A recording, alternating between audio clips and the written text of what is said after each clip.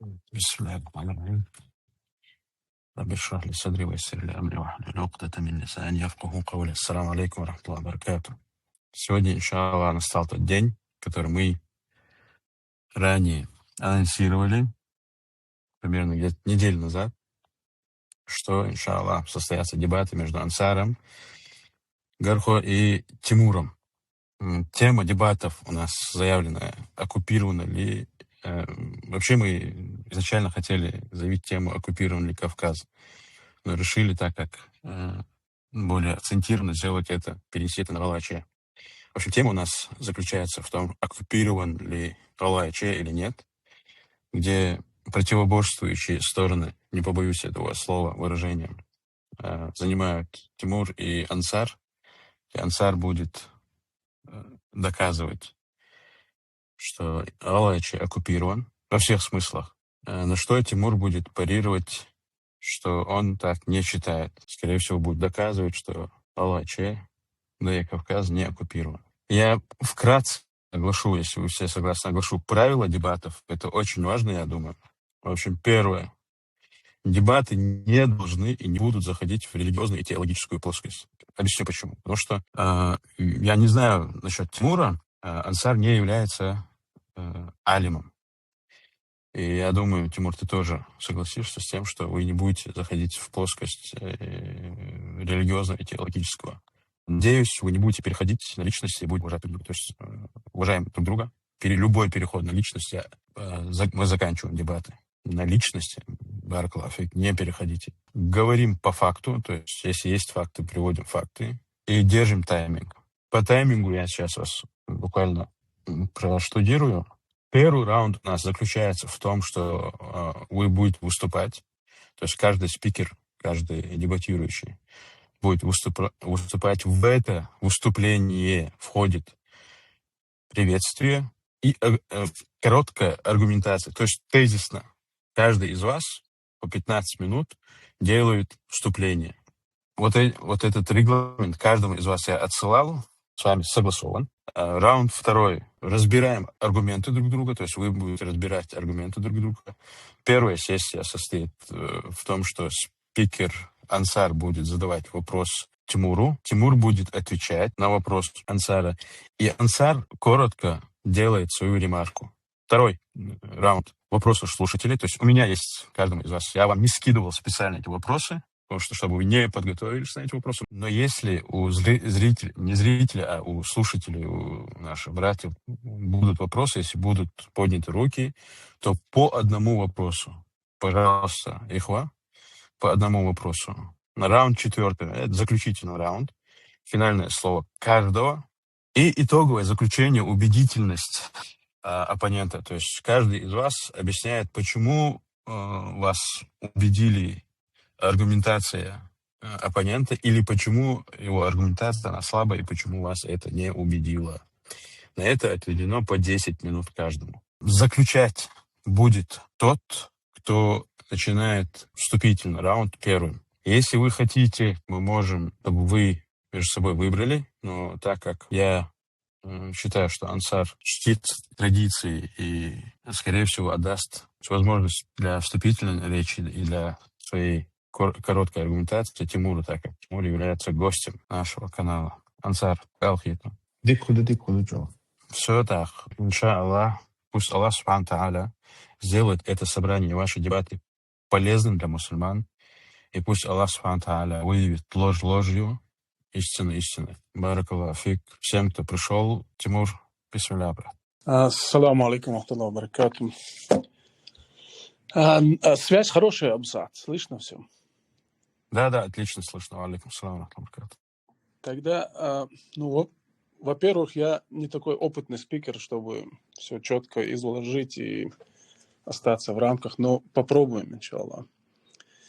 Вообще этот весь вопрос оккупации, если его в современном виде брать, или в значении этого слова, то нам его нельзя рассмотреть без того, чтобы не посмотреть историю этого вопроса, как это все начиналось с самого начала.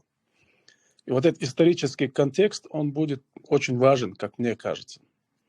потому что сюда мы пришли откуда-то, то есть был этот путь где-то начат.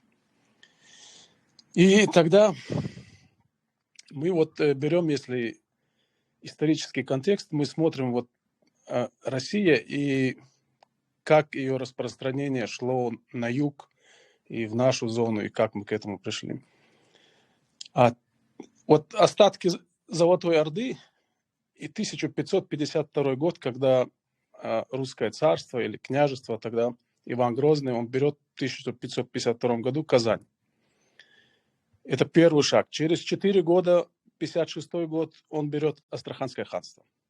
А через год ему присягают нагайцы. В этом же году Темрюк Идаров ему также присягает, русскому царю. Почему я говорю это важно? Потому что вот Россия присоединила Кавказ, это очевидно, тут нету никаких вопросов. Оружием, дипломатией, подкупом, без разницы. Но на самом Кавказе у каждого народа своя история была вот этого вхождения, так скажем. Поэтому это не общая история для всех. И тут важный какой момент? Когда от кабардинцы, часть нагайцев, часть уходит к крымчанам, когда они присягают русскому царю, они получают, вот если кто карту понимает, географию нашего региона, то он знает, да, вот эта линия от Крымского ханства. В то время Крымское ханство, чтобы мы понимали, Азовское море – это внутреннее море Крымского ханства. То есть и следом восточнее черкесы, адыгские племена, нагайцы, ниже будет Тарковское шамхальство. И вот момент такой, что вот эти феодалы, уже в то время получив вот эти грамоты от русского царя, по договору они имели право на весь Кавказ. То есть по договору с русским царем они считали вот горские народы и все, что южнее, они считали своими владениями. Итогом всего этого было то, что в 1562 году уже Темрюк, нагайцы и приданные казаки в помощь от русского царя, они совершают набег на ингушские поселения в долине Сунжи и между Тереком и Сунжей. Это описано, Никонова летопись. Это есть, Махкинан есть такая у нас в 1895 году. Это было в переводе на русский опубликовано, такая ингушская Илли. Вот, и это было в переводе опубликовано в газете, то есть 150 лет назад, 130 лет назад. И там также перекликаются эти события. Вот это нападение, которое тогда Темрюк, нагайцы и казаки совершили, 164 селения они уничтожили, после чего, я сейчас буду говорить ингуши, хотя ингуши это современный этноним, будем говорить нахоязычный, но тем не менее я буду ингуши говорить, а дальше мы подразумеваем, что это нахоязычные народности. И вот ингуши отступают в горы, и с этого момента, вот просто чтобы овладеть плоскостью или выйти, нужно иметь или какой-то договор с феодалами, или выплачивать им дань и прочее. И то есть у этих феодалов есть вот такое право на все эти земли. И что в этой связи важно, то, что это не русская оккупация как бы прямая, да? То есть мы тут видим, что народы стараются выжить в этой ситуации. И вот следующий период, несколько столетий или столетий, ингуши пытаются выйти на плоскость. И там они сталкиваются с более многочисленным, более сильным препятствием. И также вот здесь география тоже играет роль, потому что ингуши в то время населяли один из важных таких регионов, мест. Потому что если мы Кавказский хребет берем, на всем протяжении от Каспия до Черного моря, там 700 километров, единственный такой проход, где может армия пройти, грузы пройти, торговые караваны пройти, это Дарьяльское ущелье. И этот фактор, он тоже играет большую роль, почему нас всегда двигали и тогда, и сегодня, и будут в будущем. Вот и в этой ситуации у ингушей появляются вот лидеры или вот такие посольства, которые стараются поверх этих феодалов найти выход на русского царя и разрешить вот эту ситуацию земельную. Потому что, как я говорю, выхода там нет практически. Хотя уже в 1781 году, когда вот путешествие подполковника Штедера, когда разведывательное, вот это, по сути, это год, когда уже у русских отношения с кабардинцами испортились. Тут надо еще один момент понимать, он тоже очень важный. Потому что вот с взятием Астраханского ханства и приближением русских сюда, где они уже основывают крепости, ставят, начинается глобальное противостояние России и Османской империи. И вот все остальные факторы, которые происходят внутри, это на самом деле отголоски вот этого противостояния России и Османской империи. Потому что надо еще понимать вот эту общую ситуацию в мире, которая происходит. На Южном Кавказе сефевиды, они перекрыли там южный маршрут паломников. Вот после того, как Астраханское ханство взято было, был сразу Селим II организовал быстрый поход, чтобы выбить русских оттуда. Неудачный поход этот был, но суть в том, что в то время османы уже носили титул халифа. После того, как Селим I вот уже взял Хиджаз, Египет, он себя объявил халифом. И маршрут для паломников тогда был из Средней, из Центральной Азии. У них был единственный маршрут, они шли по Волге и вот по Кавказу вот так, через Крымское ханство. То есть для османов было важно выбить эту территорию. Сейчас у нас идентификация мусульманская, исламская. Мы сейчас можем по-другому на это смотреть. Но в то время ингуши, они тоже не были мусульмане. Поэтому этот фактор сюда примешивать нельзя, чтобы вот не спутать эти карты. Теперь что я хочу сказать? Вот из этой ситуации, когда ингуши ищут путь на плоскость, они вынуждены, не только ингуши, все горские народы, в принципе, у них здесь одна и та же история. Чтобы выйти на плоскость, они понимают, что им нужно пробить вот эту брешь и получить... Вот потому что люди в горах, тем более в наших горах, в большом количестве жить там невозможно. И вот этот путь на плоскость, он и лежал через вот эту дипломатию. В том числе вот на эти многочисленные присяги и прочее. Это нарушалось, поднималось и так далее. Но, тем не менее, выбора не было в этой ситуации. Назвать это прямой оккупацией и можно, и нельзя, потому что малые народы на самом деле. И тогда, и сейчас у них нет шансов вот такой суверенитет иметь, о котором, быть может, вы думаете.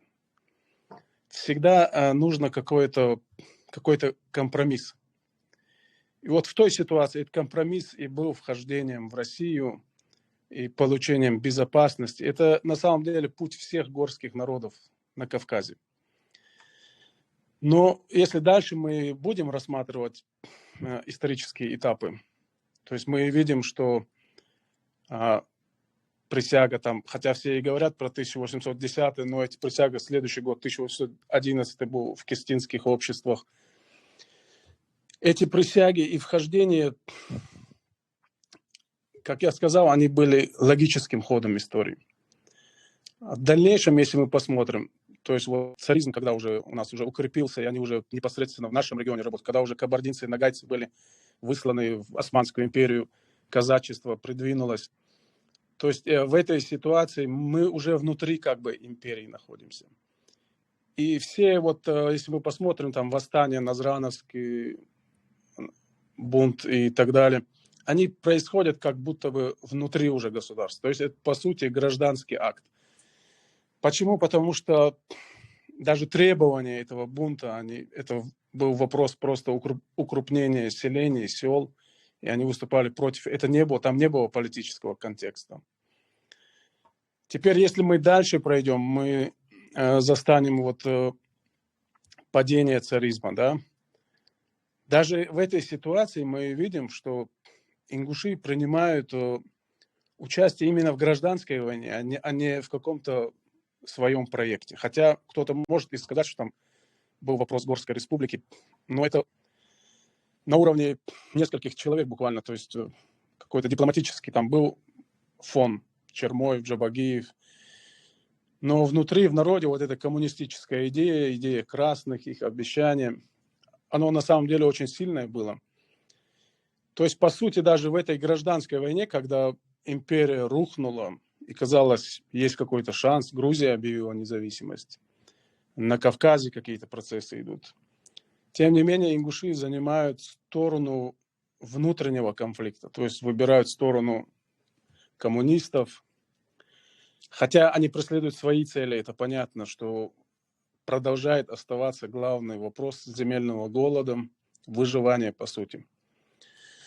Но, тем не менее, это вопрос внутреннего процесса. То есть мы заняли одну из сторон гражданской войны в России. Даже если мы и дальше пойдем, опять же, мы приходим к современности. Это развал Советского Союза. Это парад суверенитетов. Сейчас многие могут это не понимать, но в тот момент казалось, что вопрос решается очень просто. Достаточно просто объявить суверенитет, и никому до тебя дела нету. Но, тем не менее, и в тот год, 91 год, на референдуме ингуши 98% голосуют за то, чтобы остаться в составе Российской Федерации.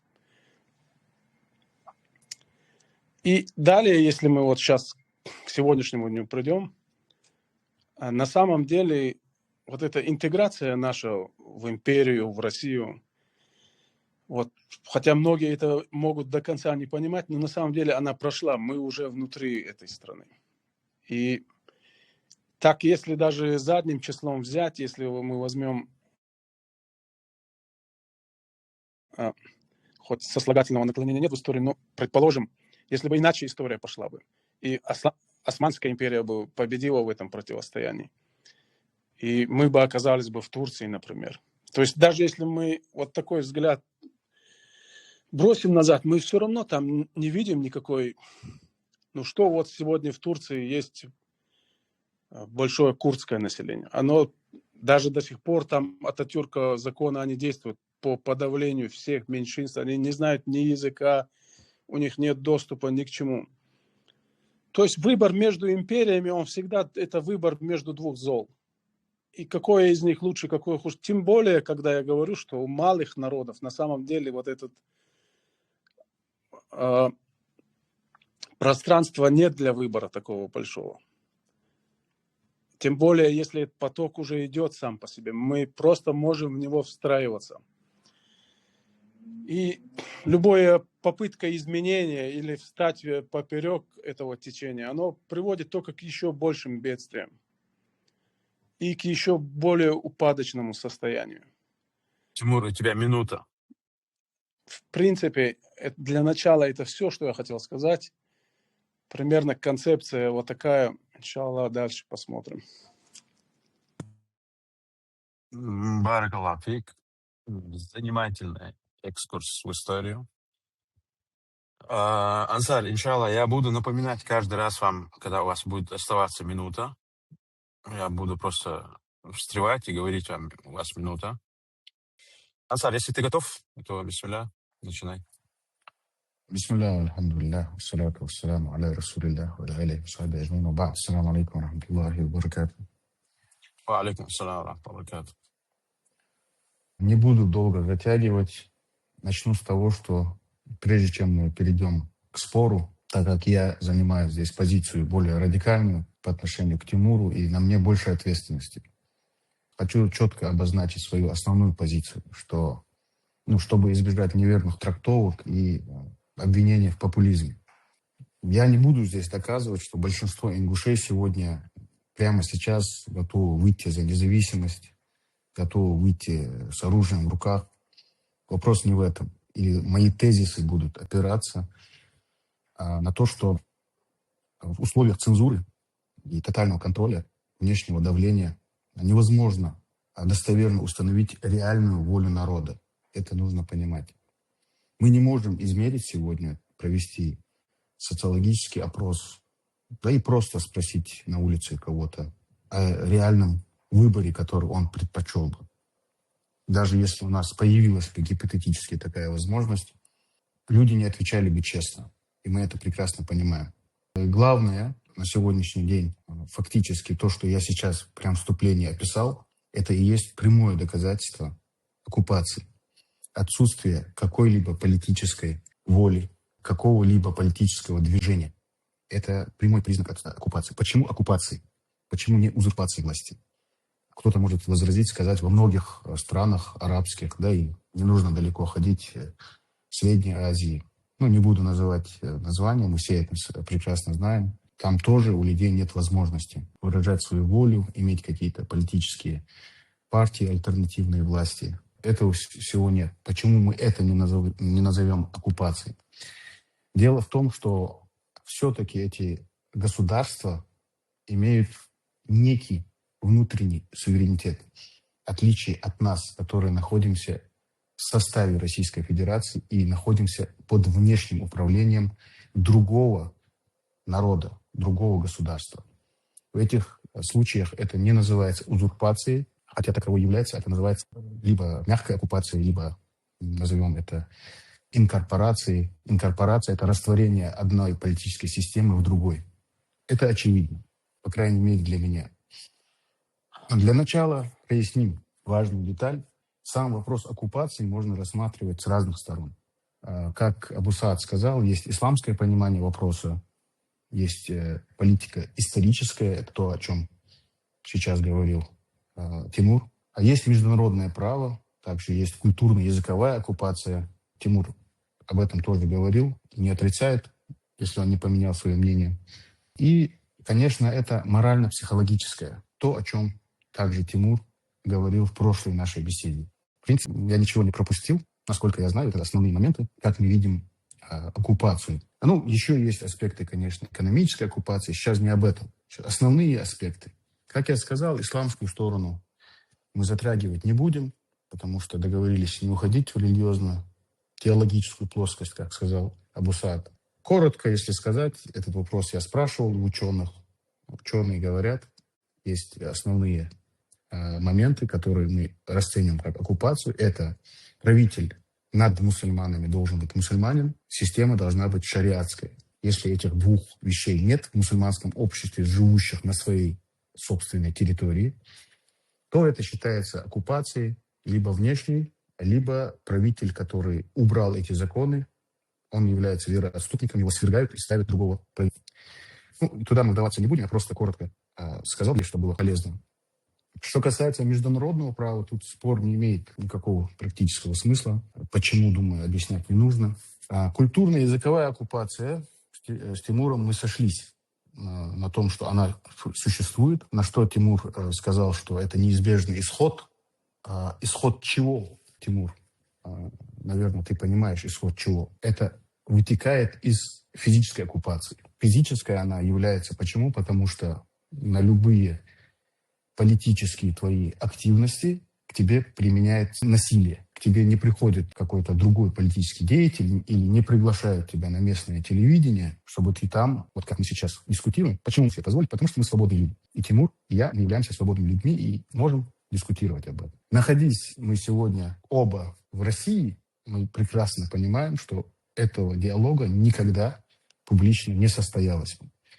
И более того, даже диалог, подобный в публичном месте, имеется в виду не на общую массу эфире, а где-нибудь на свадьбе или в другом каком-то массовом мероприятии, даже там это диалог был бы рискованным, как минимум для меня. И мы это все прекрасно понимаем. Это тоже подтверждает оккупацию. Поэтому мы сосредоточимся, скорее всего, на двух основных аспектах. Это те аспекты, о которых мы говорили. Это историко-политическом аспекте и морально-психологическом. Здесь вопрос, не зря Тимур окунулся в историю. Конечно, немножко скомканно получилось. Видимо, он хотел уложиться в тайминг. Но скажем так, что если сильно уж не вдаваться, и я понимаю, что Тимур пытается выстроить причинно-следственную связь, и это правильно. Ошибкой является то, что он пытается неизбежностью объяснить факт того, что уже существует. То есть не объяснить, а оправдать. Я говорю, есть оккупация, а он говорит, нет, это не оккупация, потому что это было неизбежно. Вот то, что я понял из его разговора. Поэтому, коротко, я тоже пройдусь по истории, хотя я историком профессиональным не являюсь, но, скажем, я профессиональный любитель истории. Я считаю, что, как я раньше и Тимур тоже согласился, Галгаче, как территория, как политический субъект, не существовал на карте.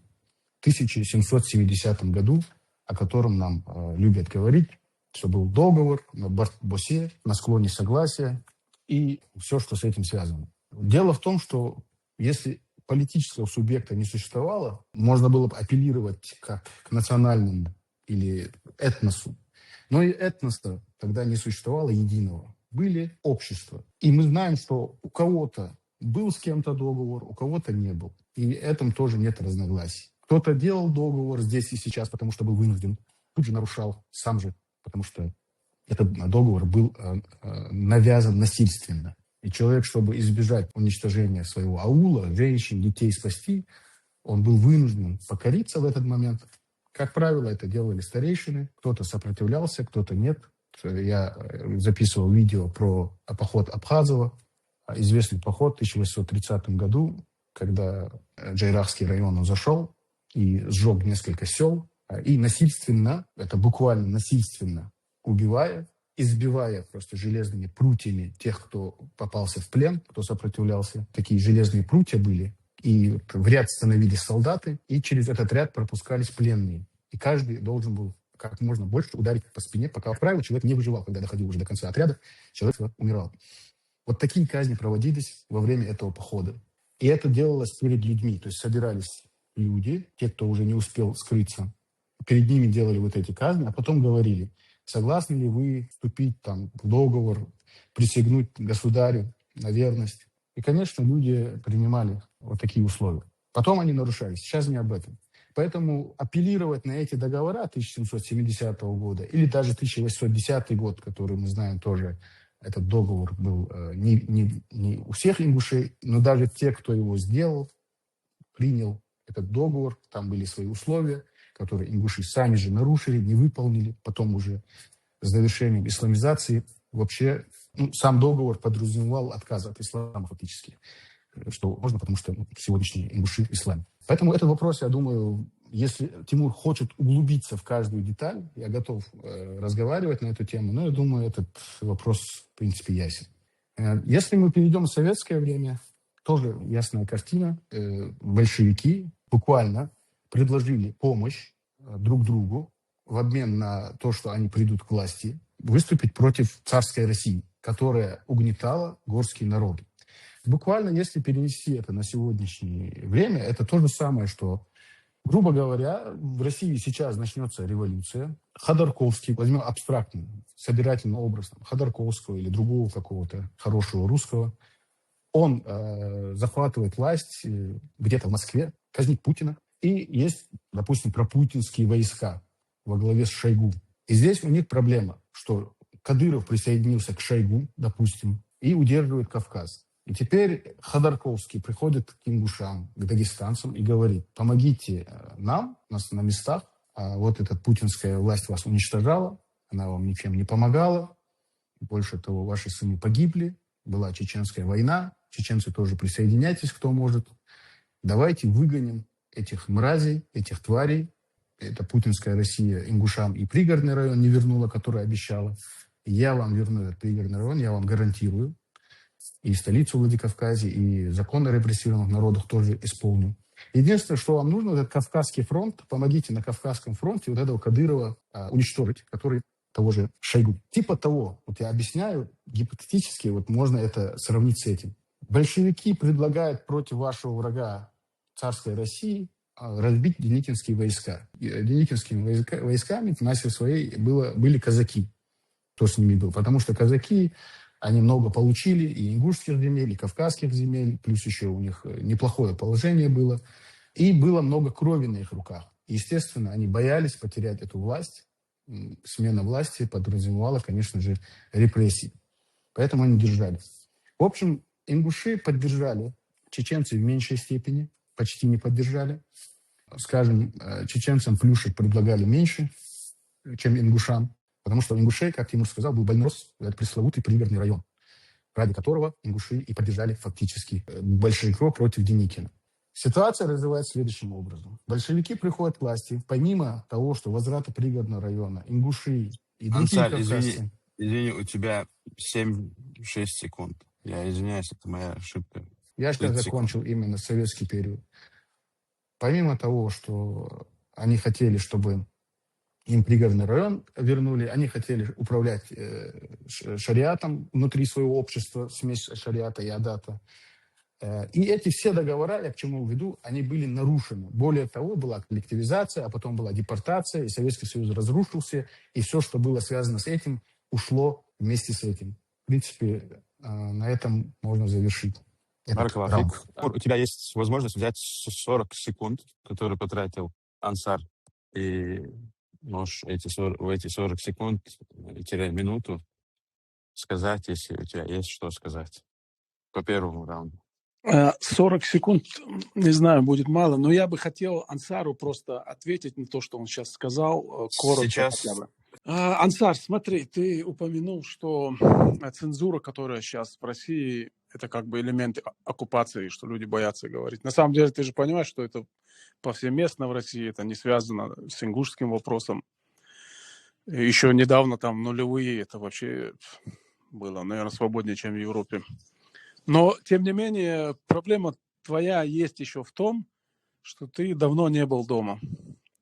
На самом деле, вот эта цензура, которую ты говоришь, что на свадьбах боятся говорить, там этого нету. То есть люди абсолютно свободны в выражении своих мыслей. То, что я лично вижу и видел, нет такой проблемы. Даже, я бы сказал, переходя красные линии, люди вообще не стесняются ни в чем.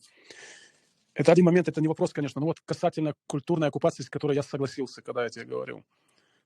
Я уже упомянул судьбу малых народов. Причем малые народы – это не всегда количество. Это бывает, что именно многомиллионный народ, но у него... Дело в том, что вот глобальный мир, который вот он сужается, и вот таким малым народам, скажем, которые не смогли... Нас-то вообще я не беру в этом смысле, в том смысле, что у нас есть шансов-то нет. Но им нужны, я хочу сказать, скажем так, цивилизационные окна, через которые бы они выходили в мир. Это же очевидно. И вот, например, языковая оккупация, о которой ты говоришь. Но на ингушском языке нету науки, нету ничего. И это развить даже невозможно. Даже та же Грузия, суверенная и так далее, они учат английский язык, чтобы научный материал знакомиться, образование получать, карьеру делать. И в нашем случае это цивилизационное окно, оно русское. Вот хотим того или нет, но вот мы в этом окне. И выход у нас врачи, специалисты, инженеры и так далее, и возможности, оно вот через это окно. Поэтому это культурная оккупация, да, но это естественный процесс. Вот. Такой момент. И я тебе еще хотел сказать, я не знаю, вопрос это будет или что Республика Ингушетия, это же ведь тоже этап на пути государственного строительства. То есть ты сам говоришь, у нас не было этой государственности, когда мы заключали эти договора. Но потом была вот эта автономия советская. Ну вот сейчас последний договор наш федеральный, скажем, у нас вот, я тебе не знаю, если хочешь, я тебе процитирую, но статья 1 Конституции Республики Ингушетия, она до сих пор актуальная. В смысле, на бумаге, во всяком случае.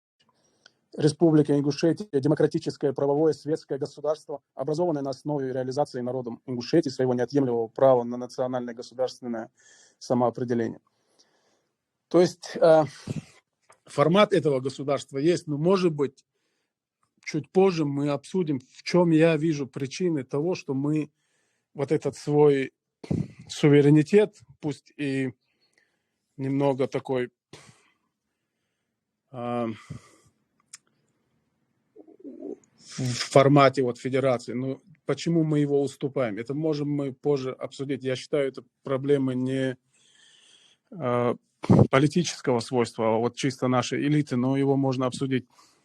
В общем, вопроса здесь нету, по сути, да? Или есть что ответить, Ансар? Мне отвечать нужно на эти вопросы? Ну, или парировать. Я Абу Сааду говорю. Я имею в виду, что по... Да, у нас сейчас формат отвечать, такой, что я типа вопросы ставлю, отвечать. Угу. Ну, первое, что насчет цензуры, то, что ты сказал, цензура существует везде в России.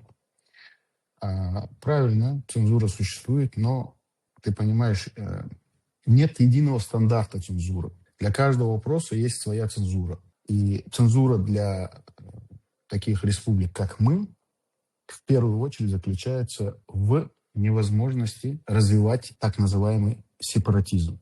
Это абсолютно невозможно в данной ситуации. Смотри, почему я это говорю? Почему мы с цензуры начинаем? Любое действие начинается с слова. Сначала люди начинают разговаривать об этом спокойно. Потом люди начинают объединяться в какие-то образования. Потом уже переходить к действиям. Создание партий, создание организаций, создание джамаатов. Как хотите это называйте. Это приводит к этому. Следующий этап – это пропаганда, которая ведет, здоровая пропаганда. Вот эти партии, они входят либо в имеющуюся государственную систему, называясь оппозиционными, либо остаются вне политической системы и работают автономно. Вот эта последовательность невозможна, когда ее пресекают с самого начала. Поэтому вот почему я говорю цензура. А то, что ты говоришь, невозможно на свадьбах, я сказал, невозможно говорить, а ты говоришь, возможно. Смотри, сегодня мы наблюдаем ситуацию, при которой люди, дома находясь, вслух боятся произносить слово «КИН» – Комитет ингушской независимости. Людей за посты, за лайки, за комментарии сажают, забирают. Всех моих родственников забрали. И со стороны жены, и со стороны со стороны родственников, отца, матери, всех, кого можно было, забирали, абсолютно невинных людей, пытали, избивали, ломали ребра, пальцы, требовали от них какие-то видеоролики записывать. Это уберем. Я сейчас не рассказываю это, чтобы жаловаться. Это побочный эффект того, чем я занимаюсь. Вопрос в невинных людях абсолютно. Не в моих родственниках, а вообще невинных людях. Люди, которые там где-то лайк поставили, где-то там в намазе рядом со мной в мечети стояли когда-то, когда я находился в республике. Их тоже забирали, их заставляли мне писать какие-то матерные сообщения. Мне отправляли их фотографии избитых. Я даже их, честно сказать, не узнаю некоторых. Я вообще не знаю, я пишу, кто это вообще, понятия не имею. Кто эти люди? Мы понимаем, о чем мы говорим.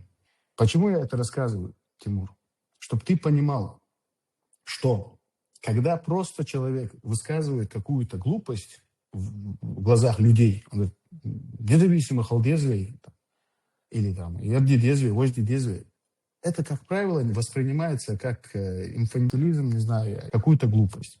Но когда есть система, есть структура, слабая, сильная, не имеет значения, у которой есть задача, у которой есть пропагандистская машина в их глазах, у которой есть какой-то лидер, какая-то структура.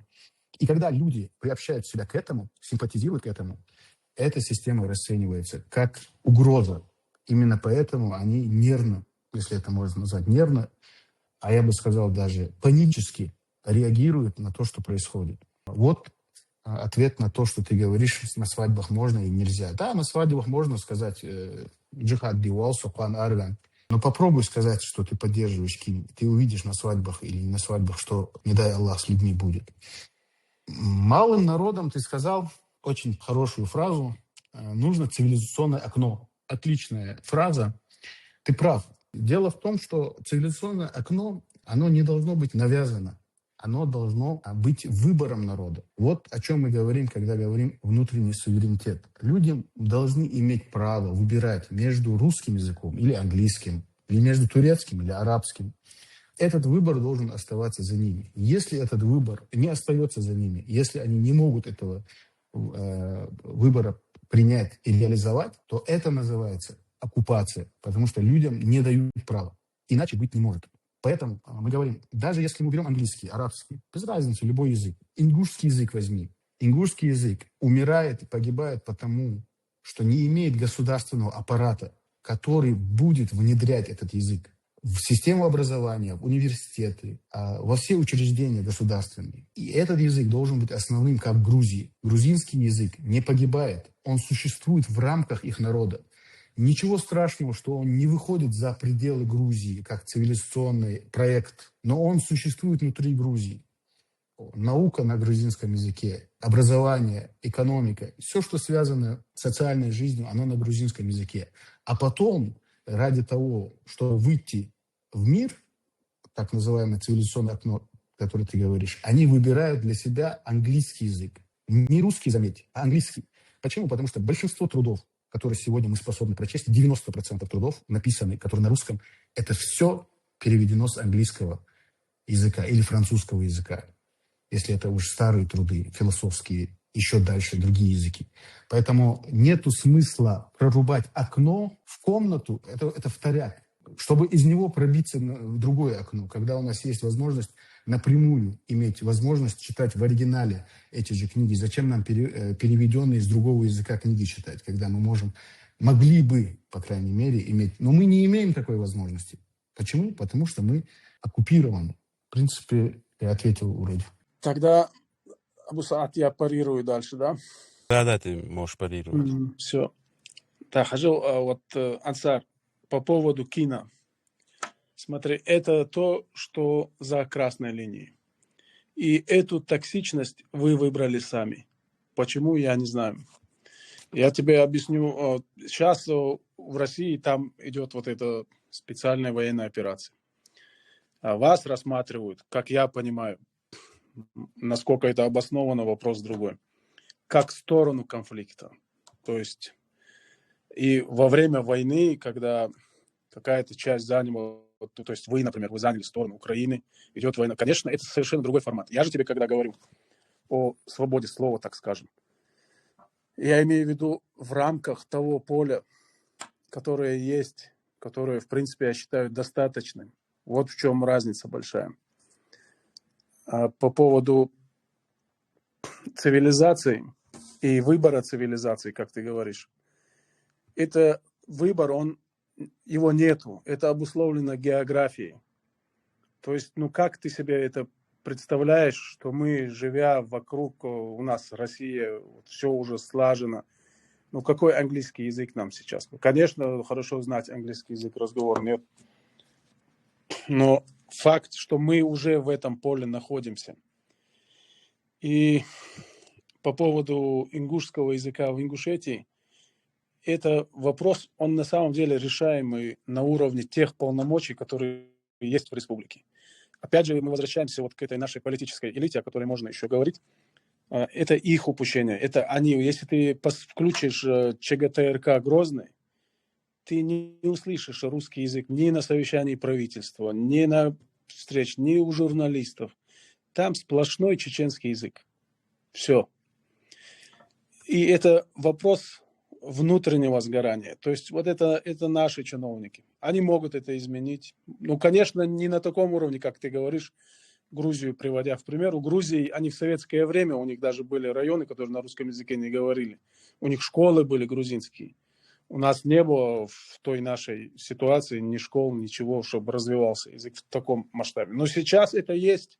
Они могут над этим, у них там есть научное какое-то исследовательский институт, какие-то комитеты, есть парламент.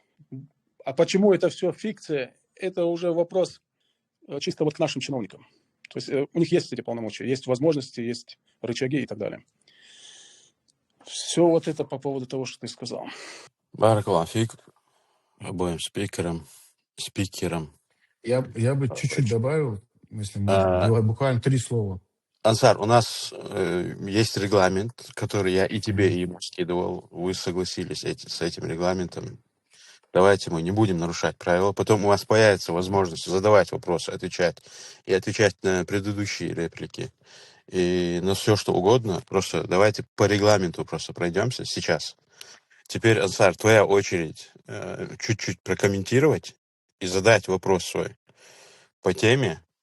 Затем, после ответа Тимура, ты сможешь точно так же, как Тимур сейчас, парировать. Баракаллаху фик. Чуть-чуть я отвечу, что в России, Тимур сказал, что ингушей есть возможность, это ингуши сами виноваты, что ингушский язык не культивируется. В России не существует ни одной школы, ни одной на национальном языке, чтобы мы понимали. И это очень важно. Вопрос, почему? Неужели ни одного народа нет в России, который хотел бы и мог? Второй момент. Сейчас мне нужно задавать вопрос, если Тимуру, как он мне задавал. Я, честно говоря, до сих пор не могу понять, по какому критерию ты определяешь оккупацию. Потому что ты с одной на другую перескакиваешь. Нет, смотри, ну, оккупация, если вооруженный захват территории и удержание, вопреки его воле, какого-то народа. Вот его держат, вот, допустим, как я тогда приводил, палестинцев, их захватили, их держат, они не хотят, они сопротивляются, бросают камни, не кушают, еще что-то делают, но они сопротивляются, их удерживают против их воли. По большому счету, в таком формате у нас оккупации вообще нету, и, возможно, даже не было никогда. Поэтому я стараюсь подстроиться под ваш вот этот формат, который вы говорите, оккупация, ну, исходя хоть из каких-то таких...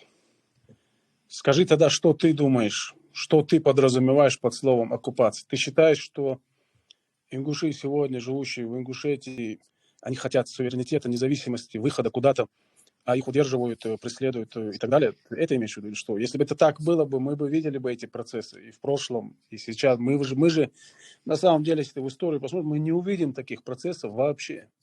Даже в годы, когда это можно было бы сделать вообще легко, и на это были все разрешения, зеленый свет был. Даже в те годы мы не увидели такого. Ну и может быть это мудрое было решение. И если ты сейчас даже посмотришь на современность, ну посмотри, хорошо, в 91 году Союз распался, эти 15 республик отошли. О каком суверенитете там речь вообще идет? Они же все, как ты говоришь, были огородом, и огородом остаются, российским огородом. Это вся Центральная Азия приехала в Россию. А посмотри их цивилизационный упадок, в каком смысле, я говорю, ну, никакого воскрешения ислама там не было. Наоборот, ужесточение. Посмотри на Туркмению, где они идолов поставили, и народ превратили в рабов. Они же в советское время такого не знали. Тот же Ислам Каримов в Узбекистане, имам Али Рахмон в Таджикистане. Я просто говорю, что в нашем случае, при том, что у нас нация, вот именно политическая нация, она еще не сформировалась даже. Это мое мнение такое. И нам вот этот этап, он необходим. Нам нужно сначала вообще понять, кто мы, куда мы идем, что мы хотим. И вот в этом маршруте вот эта Российская Федерация, как логическое продолжение, оно вполне закономерно. И, честно говоря, я не вижу там никаких оккупаций, как ты говоришь. Но объясни тогда ты, может, я что-то не понимаю. Ну, пока ты говорил, вспомнил о том, что наша организация стала токсичной из-за того, что мы являемся стороной конфликта. Не будь это так, то у нас была бы возможность как будто бы открыть офис в Магасе. Что, конечно же, для меня звучит, по крайней мере, странно. Если ты действительно так считаешь, это очень странно. Но напомню, в России, при всем многообразии народов, нету и не было после прихода Путина подобных организаций за суверенитет и отделение. Не потому, что их вообще не было, просто их жестко пресекали на корню. Если нужно привести какие-то примеры, любой человек может зайти в интернет и найти, что происходило в России вплоть до оккупации Крыма, аннексии Крыма, после аннексии Крыма вообще выпустила Государственная Дума о запрете, я сейчас дословно не помню, как он называется, но легальная политическая дискуссия о самоопределении регионов была полностью заблокирована. До оккупации Крыма она была заблокирована в 2001 году, а в 2014 году за нее назначили какие-то сроки уголовные, если я не ошибаюсь. Поэтому, Тимур, это неправильно, то, что ты говоришь, что легальная дискуссия была бы возможна. Абсолютно это не так, потому что по закону Российской Федерации это запрещено. Смотри, то, что ты говоришь, как ты видишь оккупацию. Здесь в твоем разговоре есть очень важный момент. Ты говоришь с точки зрения колониальной логики. Буквально ты говоришь критериями 18-19 века. Слова «полный суверенитет невозможен», «мы обречены, потому что географически находимся в невыгодном положении». Ты, наверное, понимаешь, что время 18-19 века прошло. Та самая ценность, скажем так называемого Дарьяльского ущелья, и Ларса, и военно-грузинской дороги, она исчезла. Грузия — суверенное государство. Да, оно зависимо от России, но нет такой уж прям ценности, чтобы говорить, это мы обречены на это. Нет такого, что Россия, если вдруг потеряет Ларс, она потеряет какие-то возможности коммуникации, логистики с Грузией. Это усложнится, но мир поменялся. Появились самолеты, появились другие пути взаимодействия. Так как минимум это и выгодно было бы нам разрешить поставку грузов через себя, будучи суверенным государством. Поэтому говорить о том, что сейчас это невозможно, потому что вот география не позволяет, я считаю, что это время уже прошло. Да, конечно, в колониальной логике России оно не ушло. Если так, они не нападали бы для расширения своего Lebensraum, жизненного пространства, в сторону Украины. Но факт остается фактом. Это не болезненная вещь. Если Россия вдруг потеряет Кавказ, это не катастрофа для России. Абсолютно не катастрофа. Она будет также развиваться и жить, и не хуже точно, если не лучше.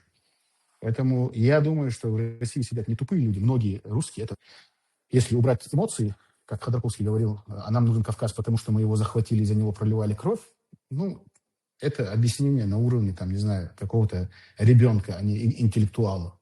Это моя игрушка, поэтому я ее не отдам. Что еще? Как ты видишь, ты говоришь, оккупацию? И почему я ее называю оккупацией? Ты не первый человек, честно сказать, который мне это говорит. Не называть это оккупацией. А есть люди, которые интеллектуалы, бывшие политические деятели Ингушетии времен Аушева, 90-е годы, кто был. Многие взрослые люди, которым под 70 есть, и 50, 60 лет кто есть, которые со мной созванивались, разговаривали. Там, часами я их выслушивал. Эти процессы, которые происходили, к чему это привело. И некоторые из них тоже высказывали такую мысль, что было бы целесообразнее не называть это оккупацией. То есть они тоже, как и ты, как будто бы понимают, но не хотят это слово примерять на себя. Но мне кажется, что мы не должны стыдиться этого слова. Потому что оккупация происходит не по нашей воле. И кто-то, когда пытается нам навязать, нет, вы добровольно вступили, вот тогда это оскорбляет. А люди наоборот говорят, не, мы не оккупируем, мы добровольно пошли. Это когнитивные какие-то искажения у людей происходят, моральный сдвиг. Наоборот, насильственное приведение нас к присяге, это является критерием того, что мы сопротивлялись, а не критерием того, что мы слабы. И это империя огромная. Что им до нас вообще? Это же глупо даже пытаться стыдиться этого. Поэтому критерии, по которым я оцениваю оккупацию. Да, прямо сейчас, может быть, танки не въезжают в Магаз, а в Магазе не сидит законно избранный президент Ингушетии, народом избранный. Но везде стоят блокпосты, везде колючая проволока. Так называемые центры перевоспитания людей через электричество. Кого там пытают? Там пытают людей за экстремизм. В России есть вообще целая структура, целый отдел ФСБ и отдельная структура внутри МВД. В МВД она называется Центр противодействия экстремизму, ЦП. ФСБ – это первый отдел, если я не ошибаюсь, по сохранению конституционного строя Российской Федерации. Зачем в государстве, которое не оккупировало никого, иметь центр, целый отдел ФСБ, который занимается сохранением конституционного строя и недопущением развала, грубо говоря, не юридическим языком, отвала одной из частей этого государства. Если нет, как ты говоришь, никаких предпосылок, ничего нет за это делают. Они сумасшедшие, им делать нечего, у них других проблем каких-то нет. Это же очевидно. И это же не сейчас началось, как ты мог бы сказать. Не, это сейчас из-за войны в 22 году, которая началась. И не в 14-м это началось. Это продолжается с царских времен. Депортация чеченцев-ингушей. Почему она произошла? Почему они нас посчитали неблагонадежными? Почему нас выслали в Сибирь? Если не было предпосылок каких-то к сопротивлению, неприятию оккупации, к неприятию, если ее не было, зачем? Для чего они нас все время боятся, высылают, убивают, оттесняют? Им наши носы не нравятся, или наша походка не нравится, может, прическа не нравится. Но это же очевидно, что эти брожения существовали. Ты пытаешься это как-то отменить, сказать, их никогда не было, ты говоришь. Так если их никогда не было, почему мы не живем как осетины? Почему мы не живем как другие народы, которые не сопротивлялись? Сопротивление было. Было ли оно политически сформировано? Вот здесь, да, есть вопрос. Иногда, может быть, было, иногда было размытым. Но ты не можешь отрицать сам существование сопротивления. Даже тот же Ахмед Хучбар, который сопротивлялся во время коллективизации. Он начал в 29 году и до 56 года, если не ошибаюсь, 26 лет сопротивлялся. Его отряд насчитывал по разным оценкам от 30 до 200 в разный период людей. Что он делал? Кто-то может сказать, он был абреком. А нет, он не был абреком в классическом понимании этого смысла. Почему? Потому что он не был разбойником. До того, как он вступил на этот путь, он был состоятельным человеком и входил, самое главное, в списки раскулачивания. То есть он был состоятельным человеком. У него было там огромное количество скота, лошадей и так далее, хозяйство. Он вступил на этот путь, потому что он не принял эту систему. Он не принял ее и сопротивлялся ей. И декларировал это до конца своей жизни. И если ты почитаешь документы, которые Тбилиси его допрашивали, в этих документах четко и ясно он отвечает на вопросы, и его вопросы абсолютно политизированы. Он не отвечает на них как преступник. И судят его там тоже не как преступника, фактически. Они понимают, кто он. Он политический деятель. Он герой нашего народа. Он лидер нации на самом деле. Поэтому я не говорю о абреках как явлении, чтобы не было спекуляций. Там кто-то кому-то там не подчинился, какого-то казака ударил, у кого-то лошадь отобрал, и там потом вступил на причастие. Одна минута, начало было такое, и он дальше двигался. Об этом поэтому я целенаправленно не говорю. Вот пример Ахмеда Кучбара. Недавно. Я считаю, что это яркий пример. И люди, которые к нему присоединялись, они оставили за собой какого-то наследия в виде письма или каких-то других материалов, кроме фотографии Ахмеда Кучбара, которая осталась. Кстати говоря, эта фотография при полном параде, сделанная на трофейный фотоаппарат, который они забрали уничтоженного отряда НКВДшников по одной из версий. Вторая версия – это Шадури, который на переговоры ходил, он его сфотографировал. Валлаху алям, в принципе, на этом можно остановиться на данный момент. Баракаллаху фик. Сейчас у нас время задавать вопросы. Давай, Абу Если Саад, я вас тоже отвечу. слушает, если у них есть какие-то вопросы. Абу Саад. На что? На твои реплики он не отвечал. Не-не, вот на то, что он сейчас говорил, потому что Ну, будет важно раскрыть тут тоже этот момент. Мы дадим вам, иншаллах, время. Если у вас есть ручка, там, не знаю, листок, заметки какие-нибудь сделайте, и ты, и Ансар, будет лучше. Потому что потом, иншаллах, если вопросы не будут, вместо этих вопросов у вас будет по 1 минуте на вопрос и по 3 минуты на ответ. Или в режиме как бы онлайна будете как бы парировать друг друга, только в рамках приличия и не перебивая друг друга, как вы захотите. В общем, есть в зале вопросы. Уверен, что у одного, у второго, кого я сейчас вижу, имеются. Кто-нибудь хочет задать вопрос?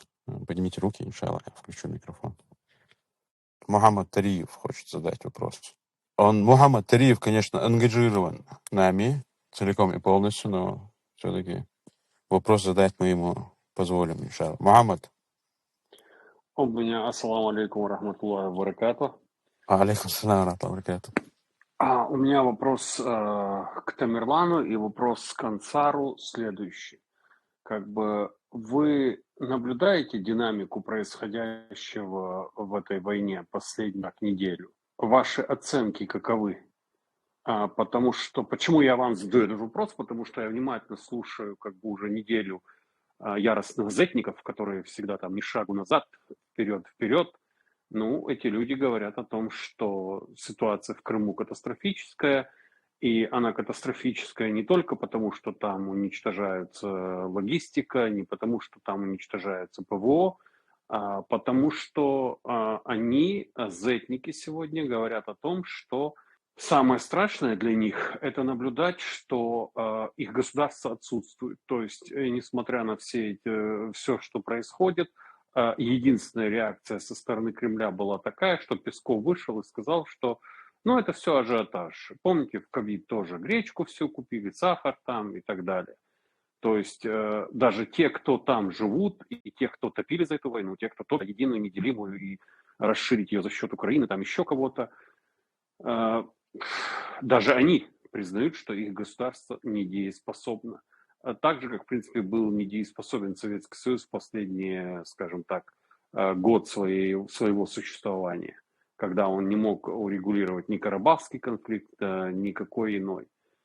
Хотелось бы услышать вашу точку зрения на это. Баркл Савеллер. Это вопрос не по теме, Мухаммад. Я считаю. Ты меня, конечно, Нет, извини. вопрос по Но теме, потому что если... вопрос стоит государства. Мы уже как бы зашли в Да, плоскость государства. Они оба говорят о государстве, о России, о том, что мы интегрированы, о том, что сейчас говорить о независимости как бы, ну, до дома там одна сторона утверждает, что никто не может, другая утверждает, что никто не хочет.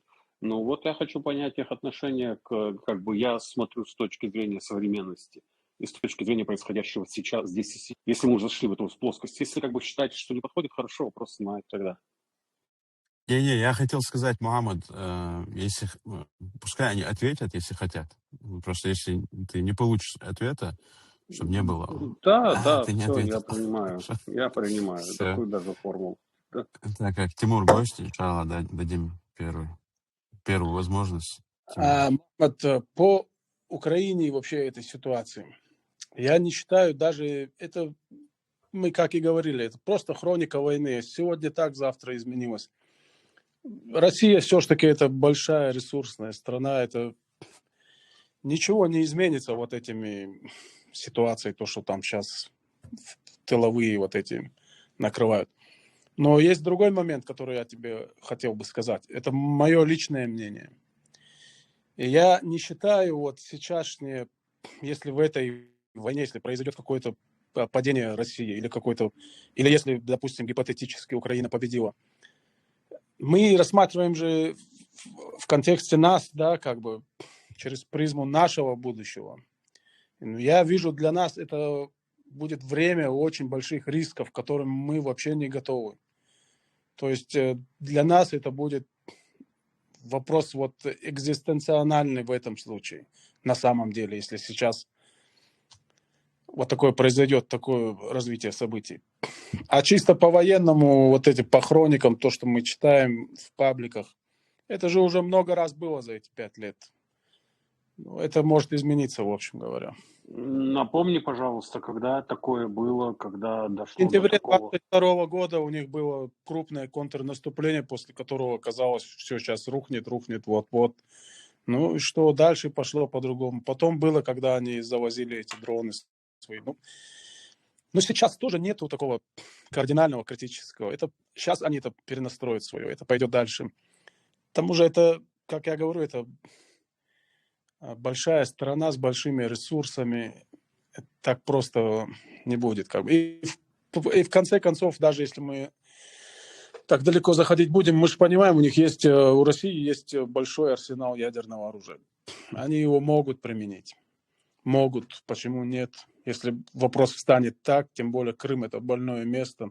Украинцы это понимают. Они этот Крым, в принципе, по моему мнению, Зеленский много раз уже сказал, что он готов остановиться на линии соприкосновения. То есть и Крым, Ансар до этого говорил, что вот как Крым и захват Крыма, мы же все понимаем, там это все русское население, они хотели в Россию, и там нет таких моментов. Одним словом, не все так просто. Я тоже отвечу. Ансар. Можно, да? Да. С Тимуром можно согласиться в одном, что там было русское население в Крыму, но это русское население было завезенное русское население, во-первых. Во-вторых, аннексия все-таки была, и факт остается фактом. Удержит ли Россия эти территории или нет? Ну, Россия проигрывала войны. Ты так говоришь, как будто она никогда никакую войну не проиграла, и это такая стена, которую невозможно подвинуть. Россия проигрывала, и Япония проигрывала, и Турция проигрывала. Проиграла она и Чечне. Кому-то, может, это не понравится, но факт остается фактом. Это был политический провал этого государства, который привел к тому поражению, к которому они пришли. Поэтому обстоятельства меняются, да, карта меняется, но она меняется, как правило, в обе стороны. Не так, что постоянно становится в одной стороне все хуже, хуже и хуже. Если мы сравним цифры начала войны сейчас, геометрически прогрессия у Украины в ВПК, в экономике, ну, вливание экономики имеется в виду, и именно в IT-технологиях, дроны, развитие и так далее. Все, что связано с войной, экономикой и всем остальным. У России прогрессия идет, регрессия идет абсолютно в другую сторону. То есть не бывает так, что диаграмма всегда идет сверху вниз. Это называется остановка сердца. Вот, поэтому я считаю, что ситуация ухудшается. Вопрос в другом. Готовы ли мы или не готовы? Тимур, ты так говоришь о ингушах, честно сказать, с одной стороны, как будто бы неуважительно. В том плане, что да, ты говоришь, мы не состоялись, мы дети, мы еще там в зачаточном состоянии, мы еще и не нация, и не политический субъект. Я все понимаю. Но почему ты это говоришь, я понимаю. Но я не согласен с тобой. Я с тобой не согласен просто по одному простому примеру, я тебе даже приведу. Я не хочу в это вдаваться, но ты сам прекрасно должен это помнить. В 1993 году Декларация о государственном суверенитете Ингушской республики в составе Российской Федерации. Ты помнишь этот документ? Этот документ до данный момент отсутствует в публичном поле. Его нельзя прочесть как цельный документ. Этот документ настоящего суверенного, в котором прописаны и территория, и гражданство. И, кстати, этот документ лег в основу создания Конституции сегодняшней, ингушской так называемой Конституции. Но постепенно был урезан и уничтожен. Почему? Потому что, как мы знаем, уже в декабре 1993 года, когда была принята новая Конституция Российской Федерации, она жестко подчинила региональные законы. То есть привела к соответствию Российской Конституции, убрав оттуда все пункты, которые регламентировали регионы как независимые субъекты и независимые государства. Вот это важный момент. Если мы готовы были к такому, то есть наша элита, скажем так, в то время, в 1993 году, образовать государство в государстве, фактически, оно такое и было. И ты зачитал пункт первой статьи Конституции Ингушетии, который, кстати, взят с этой декларации. Это единственное фактически, что... два пункта осталось. Один вот этот пункт, который ты прочитал, и второй о возврате пригородного района. 2 пункта остались. Все остальное про гражданство, про территориальную целостность, по границам. И все, что там было написано, все было уничтожено, когда приводили эту Конституцию, как я сказал, в соответствии с Российской Конституцией. Поэтому вопрос к тебе. Если тогда наша элита была готова сформировать такой документ, создать фактически государство в государстве, почему сейчас, как ты сам сказал, мы не можем перейти на новый этап в момент развала России? Вот что важно. Мы не говорим о прямой конфронтации, что мы должны сейчас в руки оружие взять и на амбразуру кинуться. Вот гипотетически происходит развал России. У нас появляется окно возможностей, как оно появлялось и в 90-х, начало годах, потом до этого она появлялась у нас в 1917 году. Вот эти окно возможностей появляется. Почему ты не даешь возможность нашему народу на то, что мы уже сформировались и, может быть, пришли уже к пониманию того, что нам не по пути с русскими? Что значит, я не даю такого? Если это своим ходом будет идти, никуда не денешься. Хоть давай, хоть не давай. Но я считаю, что ты не готов. Ты сказал, что даже предпосылок таких нет, ты сказал. То есть не готовы, ни предпосылок нет. Прения не сейчас. Я говорю, что не готов. Пожалуйста, следуйте. Да, Ваши нет, прения если он пройдут отвечает на вопрос, позже. на который я не задавал, тогда я поправляю его, что он отвечал на вопрос, который я задал. Ансар, это я поэтому сказал, что вы сделали заметки и отложили на часть прений, где вы можете уже в полгаз друг с другом на каких бы вы не хотели оборотах разговаривать, имеется в виду, не переходя границы каких-то. Вы можете быть уверены, что эти прения вам предоставят. Просто дайте... Хорошо, можно я сформулирую тогда вопрос еще раз, коротко уже, буквально в 3 словах? Я это и говорю. Вы не задаете сейчас друг другу вопросы. Зал вам задает вопросы. Мы вам задаем вопросы. Вы отвечаете на эти вопросы, на наши вопросы, на которые сейчас Все, понял. в ходе Хорошо, эфира у хорошо. нас возникли. Хорошо. Затем Все тогда, у я вас будут закончил. прения. Всё, Я есть, закончил тогда. и здесь поднимали руки Ингуша и Муахид. Я вам включу микрофон. По-моему, Призма Ингуша первый поднял микрофон. Бисмилля, Призма Ингуша. Если есть вопрос, не обязательно каждому из них задавать вопросы. Если есть просто Тимуру, если есть просто Ансару, если есть обоим. Но один и тот же вопрос обоим задавать, это как-то, я не знаю, потом это переходит в какие-то друг друга задавание вопросов. Давайте без этого. Бисмилля. Ассаламу алейкум, рахматуллах. Ва алейкум ассалам, ва баракатух. К Тимуру вопрос. Брат, если на современную политику России перенести твои слова, вот это вот Донецкая, Луганская, вот эти вот области, они, на твой взгляд, оккупированы сегодня Россией, или же они тоже добровольно провели референдум и вошли добровольно в состав Российской Федерации? Ответь, бисмилля. Это, смотри, есть все равно вот... Это, конечно, есть международно признанные границы. Россия признала Украину в этих границах. Это мы все понимаем, что вот этот юридический момент, он здесь нарушен. То есть де юре тут все понятно, тут нечего говорить. Но если мы возьмем такой момент, что это юго-восток Украины, он действительно русский. Исторически то, что там Путин вот декларировал, вот это, что это русские земли, это бывшее Крымское ханство, по сути, это турецкие земли, когда Россия их отбивала при Екатерине. Вот его ссылки на это, и плюс то, что там был вот этот ресурс, который хотел в Россию. И они, очевидно, что они в большинстве там. То есть вот с этим учетом, если брать, то там такая ситуация. Аллаху алям, я не знаю, если ты чисто юридически ответ на этот вопрос хочешь, то понятно, что международные границы, договора все были нарушены. Это понятно. Но чисто вот так по факту, если брать, то очевидно, что там не без причины все это. То есть не без дыма огонь.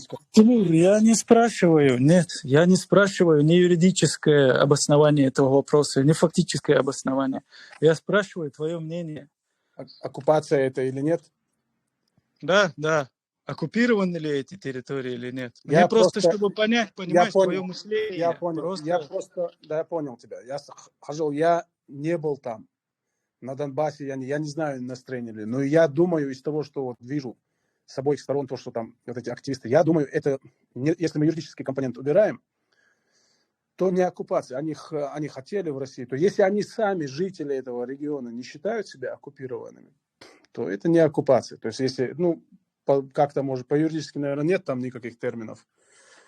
Может, как-то воссоединение. Окей, давай по-другому теперь. По-другому я просто задам тебе вопрос. Давай. Россия, допустим. Давай не Россия. Давай любой другой регион. Она делает на протяжении десятков лет, любая страна делает на протяжении десятков лет все, чтобы любой нелояльный тебе человек либо был посажен, либо был убит, либо был изгнан. И это продолжается на протяжении многих лет. Да. Помимо этого, остальное, более или менее гибкое население, оно либо подкупается всякими там плюшками, там, пенсиями, пособиями, там, бесплатной коммуналкой. Некоторые же из-за бесплатную коммуналку ведутся, то есть готовые честь и совесть продать. И такие же есть люди разные. Есть. Вот эта работа ведется на протяжении многих лет. После того, как некие службы готовые, которые это все курируют, они видят, что уже все созрела почва, они начинают более грубую оккупацию. Затем навязывают свои законы. Затем упраздняют местные законы полностью. Затем, когда те люди, которые изначально с ними заключали договора, что они впоследствии там проведут референдум на каких-то условиях, эти люди начинают умирать там. Кто в ДТП, кто там еще при каких-то странных обстоятельствах, которые могут разоблачить там всю эту коррумпированную систему. То есть это называется обычное сегодня дело. Даже мы же не идиоты все, мы не глупые же, мы же видим все это. Где-то же эта информация выплывает там, где-то же можно ее найти тому, кто ищет. Вот я считаю, что народ вот подобным путем обманут, завлечен, вовлечен в это. Но сторона ваша вот это слушает. Почему? Просто изначально бусл мудивей. Да. Бусл бдитивей, так, вей, конечная цель жисмалиетивей, так. И это очень странно мне. Но все-таки хотел понимание иметь. Вот если вот в таком ручье все это протекает, это является оккупацией? Или же из-за того, что мы как мы все не можем доказать, мы не можем это доказать. И из-за этого мы не можем это утверждать, что да, иди. Или же все-таки Вот здесь Я, мы вопрос должны... Валахи, меня слышно? Подождите секунду, оба, пожалуйста. Меня слышно? Да, слышно. Слышно. Меня слышно. Смотрите, я вначале Хадж, можно он регламент почитал. ответить, Абусад? Вот я все закончил, а потом ты Сейчас. скажешь, хорошо? Просто Нет, а то я сейчас скажу. Я сейчас скажу, иншаллах, потом вы скажете. Потому что эти дебаты устроил я пригласил и Тимура, и с Ансаром договорился. И регламент этот составлял я, и регламент я этот вам зачитывал. И валлахи, я больше не буду это читать, я просто по истечению времени я просто буду выключать. Ведь же халмахид, Аллах, да, халмахид. Мы уже второй час никак не можем дойти до момента прений. А это очень важно, потому что я Ансара сейчас жестко обрубил. Валлахи, Ансар, я не хотел к тебе вот так вот пренебрежительно отнестись и вот так вот жестко тебя обрубать. Я извиняюсь за это. Просто, видите, бисмилля, цакамадуй кут хаган. Кахаг хильч. Давайте вот тайминг сделаем. Потом, когда если они не уйдут, дебатирующие стороны, если не уйдут, часами с ними разговаривайте, вот час каждому. 70 человек, 70 часов вам даю, иншаллах. Я с вами до конца здесь буду. Но бисмилля, без обид, без этого. 1 минута, опять, если братья задают вопрос, 1 минута, формулируйте свой вопрос в 1 минуту, 3 минуты отвечает ответчик, то есть дебатирующий. И если вас не устраивает его ответ, но нету у него другого ответа для вас, все, удовлетворитесь, пожалуйста, этим ответом. Баракаллаху фик. Тимур, если ты понял его вопрос, Да, я понял ответь, вопрос. уложись, пожалуйста, в 3 минуты. Ситуация такая. Да, если мы контекст ингушский возьмем, то вот это поэтапное внедрение государства, это в принципе и называется интеграцией. У ингушей также это было. Скажем, коммунисты, когда пришли, у нас были шариатские суды до 26 года и разрешение на ношение оружия. Ингуши носили оружие после революции до 26 года. Если еще раньше возьмем при царизме, у нас были народные суды, суд был в наших руках. Только при случае, если это с казаками было, то тогда выносился. А все внутренние вопросы мы решили. Постепенно государство усиливало вот это называется интеграция. То, что государство преследует тех, кто против них выходит, это естественная позиция любого государства. Она преследует всех, кто пытается посягать на его устои.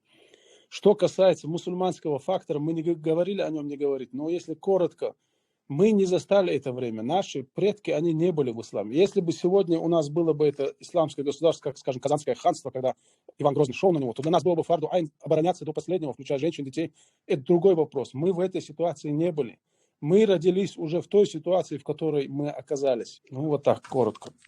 Вопрос был Тимуру. Я не знаю, если Тимур не против, отвечай на этот вопрос тоже. Я фактически отвечу просто на вопрос, то, что сказал Тимур, если можно коротко. Тимур ненамеренно или злонамеренно путает 2 термина. Интеграция и узурпация.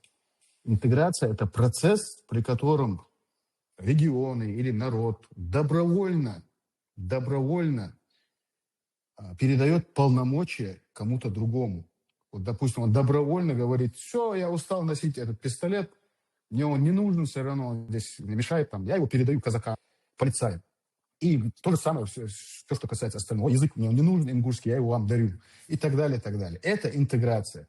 Узурпация – это совсем другое. Это противозаконное и силовое. То есть когда вразрез с соглашением я какими-то манипуляциями, либо хитростями, либо силовым давлением отбираю у тебя твой хак.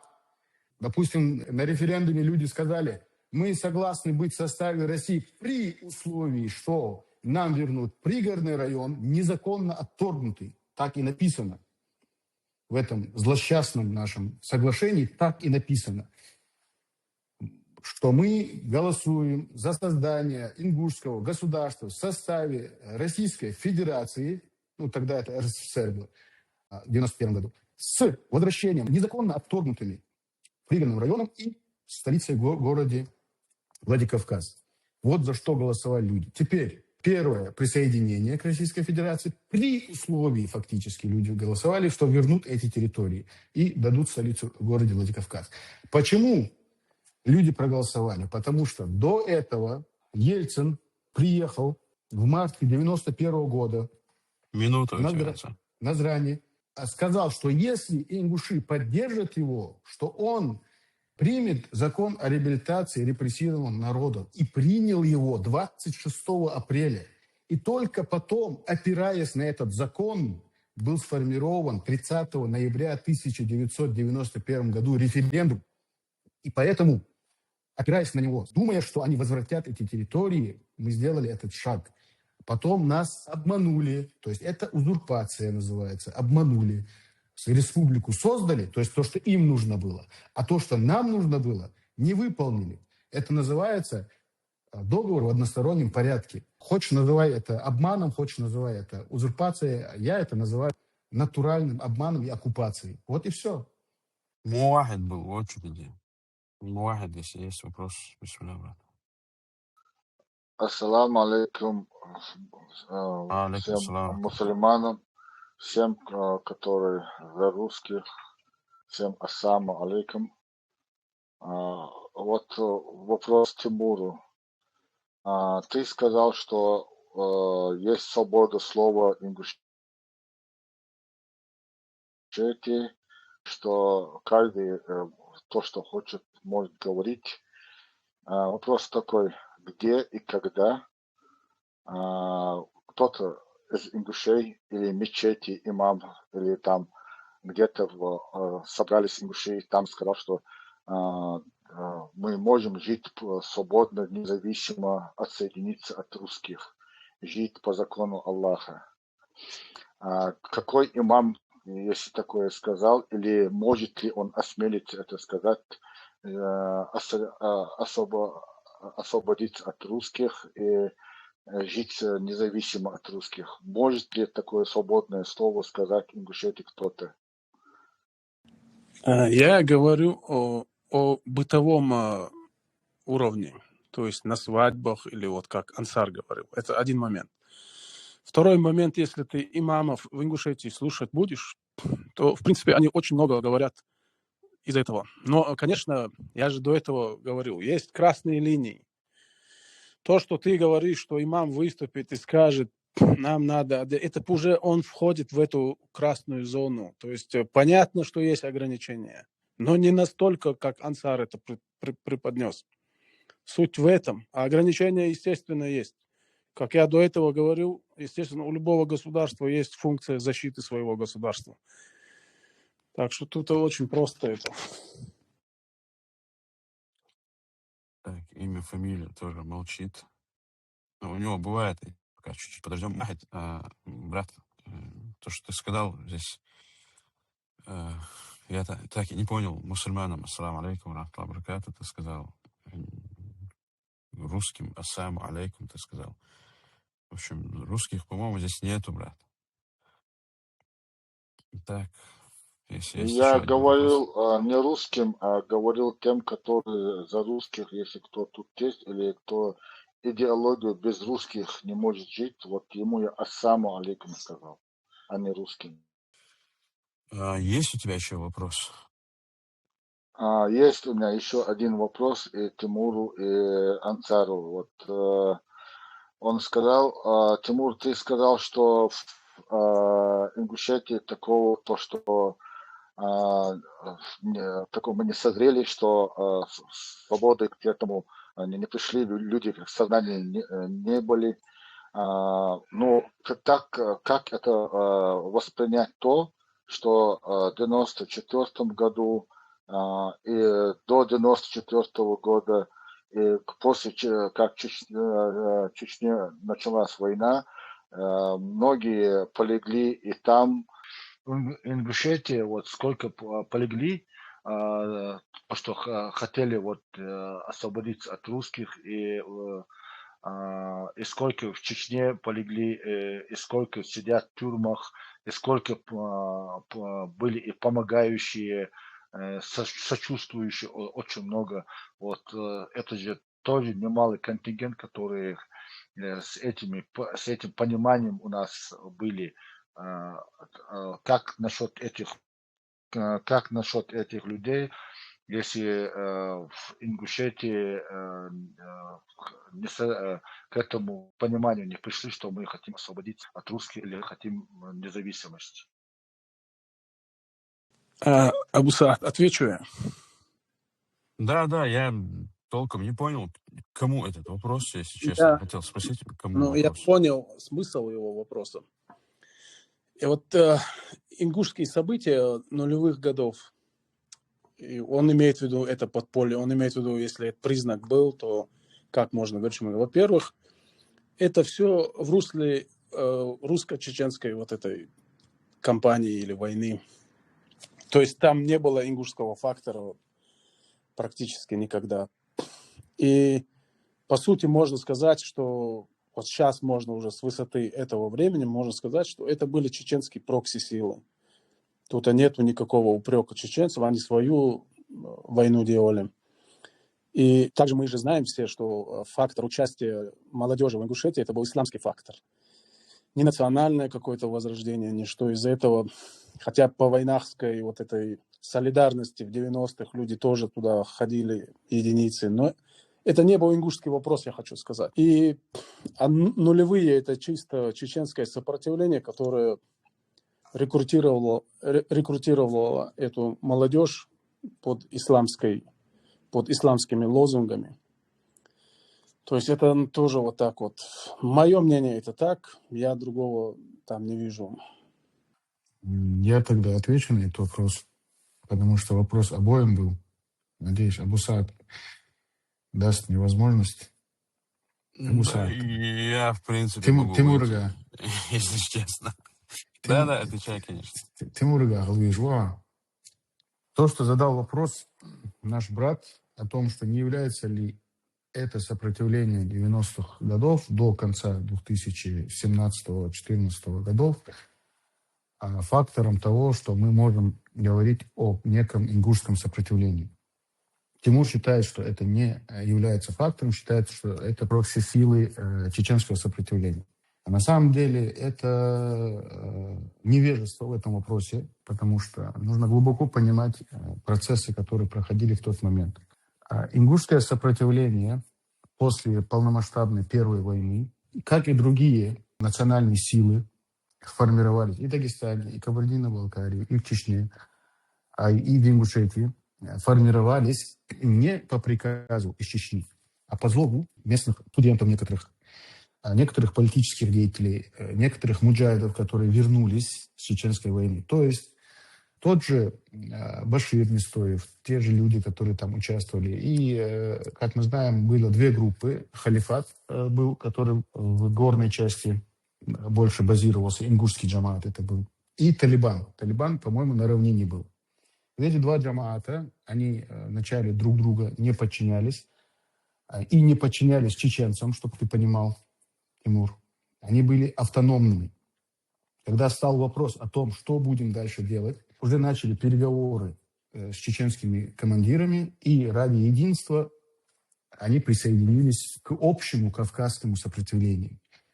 Общий Кавказ, оставаясь на своей территории. Также, ты помнишь ситуацию Карамахи, дагестанские села, там такая же ситуация была, где собрались местные, назовем их, активисты, к которым приехала чеченская делегация, которую они пригласили. То есть не прокси-силы собрали там, а они пригласили их, чтобы мы понимали. И вторжение в Дагестан было не потому, что чеченцы его организовали, а потому что чеченцев они пригласили. Поэтому и Багаудин Мухаммад лично их приглашал и уговаривал туда зайти. Поэтому, в отличие от дагестанского масштаба, конечно, масштаб у нас был поменьше. В отличие от дагестанских событий, которые зафиксированы на видео, вся эта шура есть, съезд, я не знаю, ты смотрел или нет, такая же шура, такой же сбор был и на территории Ингушетии. Да, это не было в рамках какого-то села горного, но это было, скажем так, полуподпольно. На тот момент такое тоже было возможно. Поэтому я не согласен, конечно же, категорически с такой постановкой вопроса, таким ответом Тимура. И, конечно же, 100% это является фактором политической жизни людей. То есть, как мы знаем, военное сопротивление – это продолжение политики уже на поле. Когда есть люди, которые сопротивляются, это означает, что в народе есть политическая активность, есть политическая жизнь. Если бы ее не было бы, эти люди не с Марса упали. И это не силы, которые туда закинули чеченцы, как Тимур хочет нам представить, и не силы, которые завербовали чеченцы своих интересов, чтобы расширить границы войны и облегчить себе ситуацию. Абсолютно не так, Тимур. Я так считаю. Не нужно мне парировать, просто я высказал свое мнение, ты высказал свое мнение. Но при этом, Ансар, ты высказал свое мнение на мнение Тимура. Было бы справедливо дать ему возможность парировать тебе тоже. Я так считаю. Но у меня Имя, есть... фамилия, если Я у высказал, тебя нет вопроса. я высказал свое мнение вслух просто. На его вопрос тоже я ответил. Я сказал, что это является фактором того, что политическая жизнь существовала в это время как субъект. Да, она была не централизована, как отдельная политическая жизнь, да, как субъективизирована не была она, но она существовала. Да, и, будучи субъектной, она присоединилась к чеченскому сопротивлению. Во время второй волны уже сопротивления. Да, она была исламизирована, но разделять исламский фактор, отделять от народа, который является мусульманами, ну как мы это разделим? Да, это был национальный, конечно же, фактор.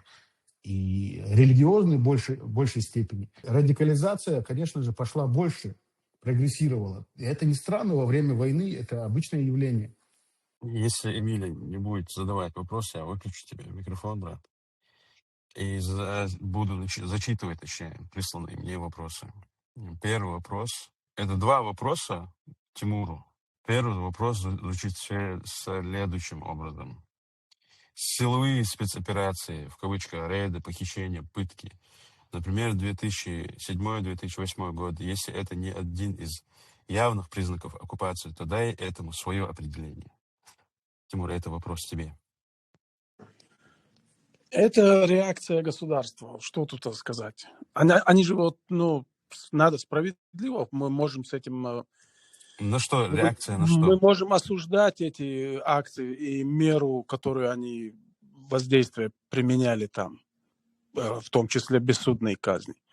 Но мы же понимаем, что это реакция государства. То есть этой реакции не было бы, если бы не было бы возбудителя.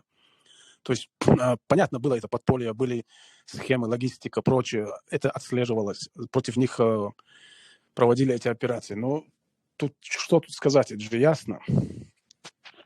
Это является ли это показателем? Я, как говорил, вот то, что Ансар до этого сказал, я считаю, это были именно чеченские прокси-силы.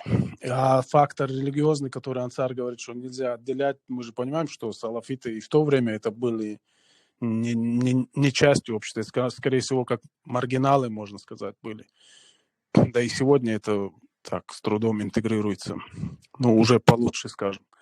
А в то время это было очевидное такое отделение. То есть там не было выраженной воли народа и тому подобное. Будучи салафитом, Ансар, ты являлся доклассовой единицей на территории Ингушетии. Так тебе и надо. Второй вопрос. Почему в неоккупированном, в кавычках, регионе концентрация силовых структур гораздо выше, чем в обычных регионах России.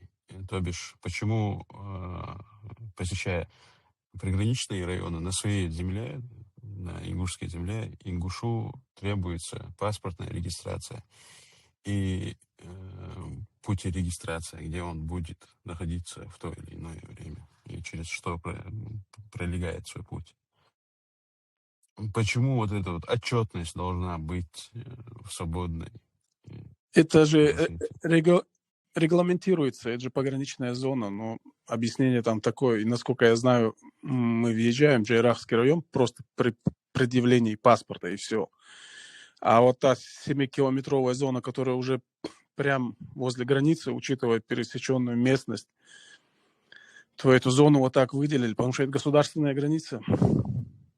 А что касается, почему в неоккупированном регионе, неоккупированный регион, ну мы же жили долгое время вот в ситуации вот этого конфликта.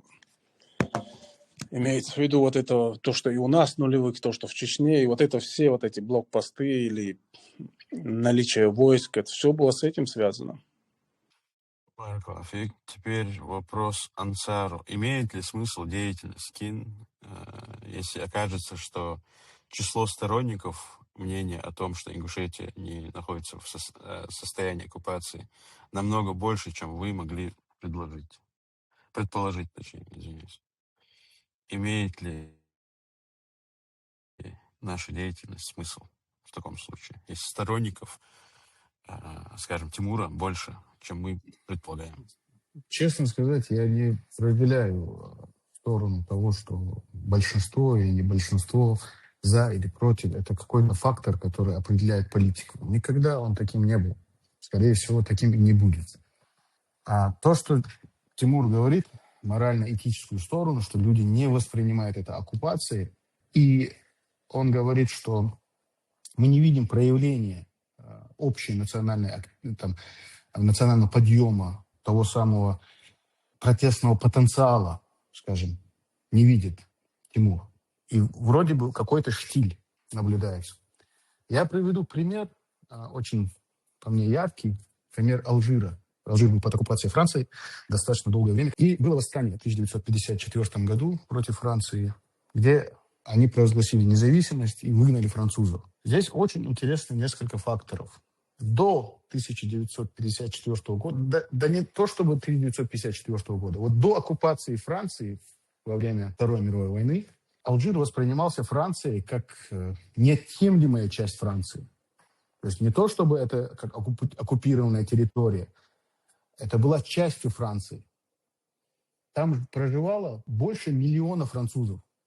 При населении 9 миллионов. То есть 8 миллионов алжирцев и 1 с лишним миллион французов проживал. Французов, этнических французов там проживало. Причем больше из них, этих французов, уже несколько поколений там жили и никогда не были во Франции даже. То есть до такой степени они были интегрированы там. Даже намека не было на то, что в Алжире может что-то случиться. После оккупации Франции власть, естественно, ослабла, когда гитлеровская Германия захватила Францию. Тогда в Алжире начались очень серьезные волнения. Очень быстрый подъем национальной идентичности. Религиозные джаматы появились, национальные джаматы появились. 1 минута, Ансар. Да.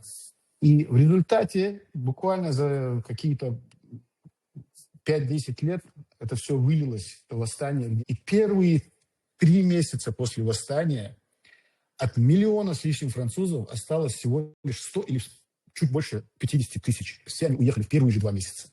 Самое важное, от 9 миллионов 1 миллион – это, по-моему, больше 10%, 12-13%. Да?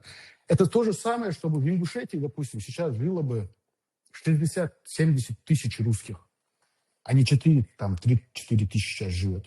Представьте ситуацию. Вот в такой вот ситуации Алжир жил, находился, и все перевернулось моментом, как только Франция ослабла. Вот о чем мы говорим. Вот где фактор, на который мы должны опираться. Когда Россия начнет ослабляться на наших же глазах, вот то, что не видит Тимур, он будет удивляться и видеть своими собственными глазами. Я уверен в этом. Поэтому КИН существует, и, иншаллах, будет существовать и работать ради того, чтобы приближать этот день. Баракалафик. Вопросы от слушателей. Я так понимаю, они иссякли, их больше нет. Значит, я задам по одному вопросу вам. Первый вопрос будет Тимуру, второй вопрос, иншаллах, будет Ансару. Из всего, что я услышал, Тимур, я делаю вывод, что ты говоришь, что оккупации нет в Ингушетии. Ровным счетом, что это субъект, полноправный, равноправный субъект Российской Федерации. Тогда объясни мне и, в принципе, нашим слушателям, почему федеральный закон о реабилитации репрессированных народов, по-моему, с 91 года, он не вступает в силу, первое. Если Москва нам не оккупант, то есть Кремль нас не оккупировал, а законный, как я понимаю, с твоих слов, союзник, почему наши земли до сих пор отрезаны? Не Это является ли это, возвращается, кстати, Кремль во всех этих моментах потакает, я не да. закончил, во всех этих моментах потакает полностью на стороне Осетии. Это, по-твоему, равноправие или некий такой диктат силы? Как ты думаешь? У нас на самом деле, вот даже с тех времен, когда Россия еще, когда я вот упоминал 16 век, когда Россия была таким модератором, вот она до сих пор в таком статусе остается. У нас, несмотря на то, что там вот как бы одна федерация, республики, у нас есть очень сильная региональная политика внутри, где лоббисты каждого национальной лобби, они выторговывают себе какие-то моменты. И это продолжается у нас. И тут момент, который ты упомянул с пригородным районом, это именно слабость нашей политической элиты. Не просто слабость, а оторванность. Я до этого говорил, что к этому вопросу вот вернуться, я не знаю, сейчас это время в ответе есть, нет. Но вот эта наша элита, она вот с первого дня, когда даже вступали в Россию, дело в том, что у нас всегда была оторванная элита. Они вот уходили первые при царизме, они учились в Россию или аманатами учились, возвращались офицерами уже с мировоззрением русского офицера, они уже вот так видели. И вот эта оторванность между ними и своим народом была очень сильная пропасть. Хотя они, может, и были даже патриотами, то есть они вывозили людей, давали там земли, вот это все делали. И коммунистическое время, вот после революции, такая же самая элита. Они прониклись вот этим коммунистической идеологией и очень далеко зашли в нее. Но при этом сам народ, он остался там еще внутри. Поэтому вот эта первая автономия, все проблемы, которые там начинаются, она именно от того, что там вот эта пропасть есть. Вот эти люди, которые уже были, вот у нас любят говорить про Черноглаза, там, Союз безбожников ингушей, но у него многие соратники были ингуши. Они эту идеологию понимали, они прониклись, но пропасть была снаружи, народ-то оставался еще сзади. Такая же ситуация у нас и сейчас. Посмотри сегодняшние наши главы. Они из России, они там жили, у них другое мировоззрение. Они возвращаются в республику, на вот эту ярлык получают, правильно, но у них пропасть, они не готовы сражаться. Вот сейчас им предлагали там в парламенте принять, пусть даже пригородный там, ну, законодательство, на законодательном уровне принять акт, что пригородный район часть Республики Ингушетия. У нас до сих пор нет границы с ними на западной части. И в противовес этому я тебе могу привести вот сегодняшнюю чеченскую элиту, где этой пропасти нету, где человек из села, где он знает, он хочет, он живет там. И вот мы видим разницу элементарно. То есть это слабость элит. Теперь вопрос Самхак Ансару. Мегдес. Тадаран, у меня к тебе вопрос. Вот ты упомянул, что Россия там держит эти бывшие советские республики как свой огород. Молдова их обнулила на выборах. Молдова. Азербайджан до этого еще сделал то, что он считает нужным. Надеюсь, ты признаешь, как бы Карабах был оккупирован. И России был очень выгоден оккупированный Карабах. Сейчас в Армении Средняя Азия тоже потихонечку, но она отодвигается от России и признает, и делает какие-то шаги, которые Россию не устраивают. То есть тебе не кажется, что как бы, мощнейшая ядерная держава потихоньку сдает позиции? Ну, Все, естественно, сдает позиции, это же мы видим. Но сколько понадобилось время? 30 лет. Огородом даже их не Россия делала. Они сами себя делали этим огородом. А вот касательно Молдавии, Прибалтики возьми, Азербайджана, тут тоже география играет роль. То есть Молдавия – это румынский фактор, они рядом, это один этнос. Азербайджан – это Турция рядом.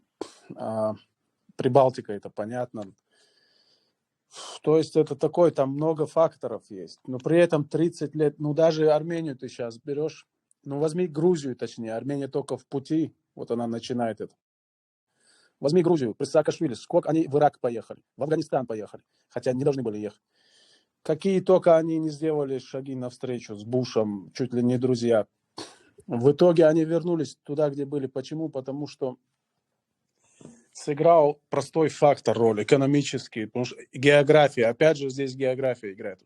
Вот сейчас с Арменией, вот этот ЕАЭС, вот этот таможенный союз, мы еще посмотрим, как это дальше пойдет. Я лично не вижу, я понимаю, что они хотят там быть Францией, но они живут не во Франции, они живут здесь. Все их грузы идут сюда. Вот то, что, в принципе, им Россия сейчас предъявляет, что если вы там подписываете, то вы выходите из таможенного союза. Логика же в этом есть. Они говорят, вы либо здесь, либо там. Поэтому, не знаю, я лично то, что мы видим, то видим. А так, ослабление есть. Это естественно. Они будут отдаляться по ходу времени и возможностей. Ну, идея комитета в том-то и состоит, чтобы подготовиться к тому, что они в итоге как бы, ну, накроется все это медным тазом. Вот буквально сегодня я был в мечети на хутбе, но там очень хорошо имам объяснял тот момент, что говорит, Аллах отмерил каждому народу и каждому государству срок. Этот срок есть у каждого. И мы уже 2 раза были как бы не готовы к этому сроку. Сейчас просто пытаемся подготовиться.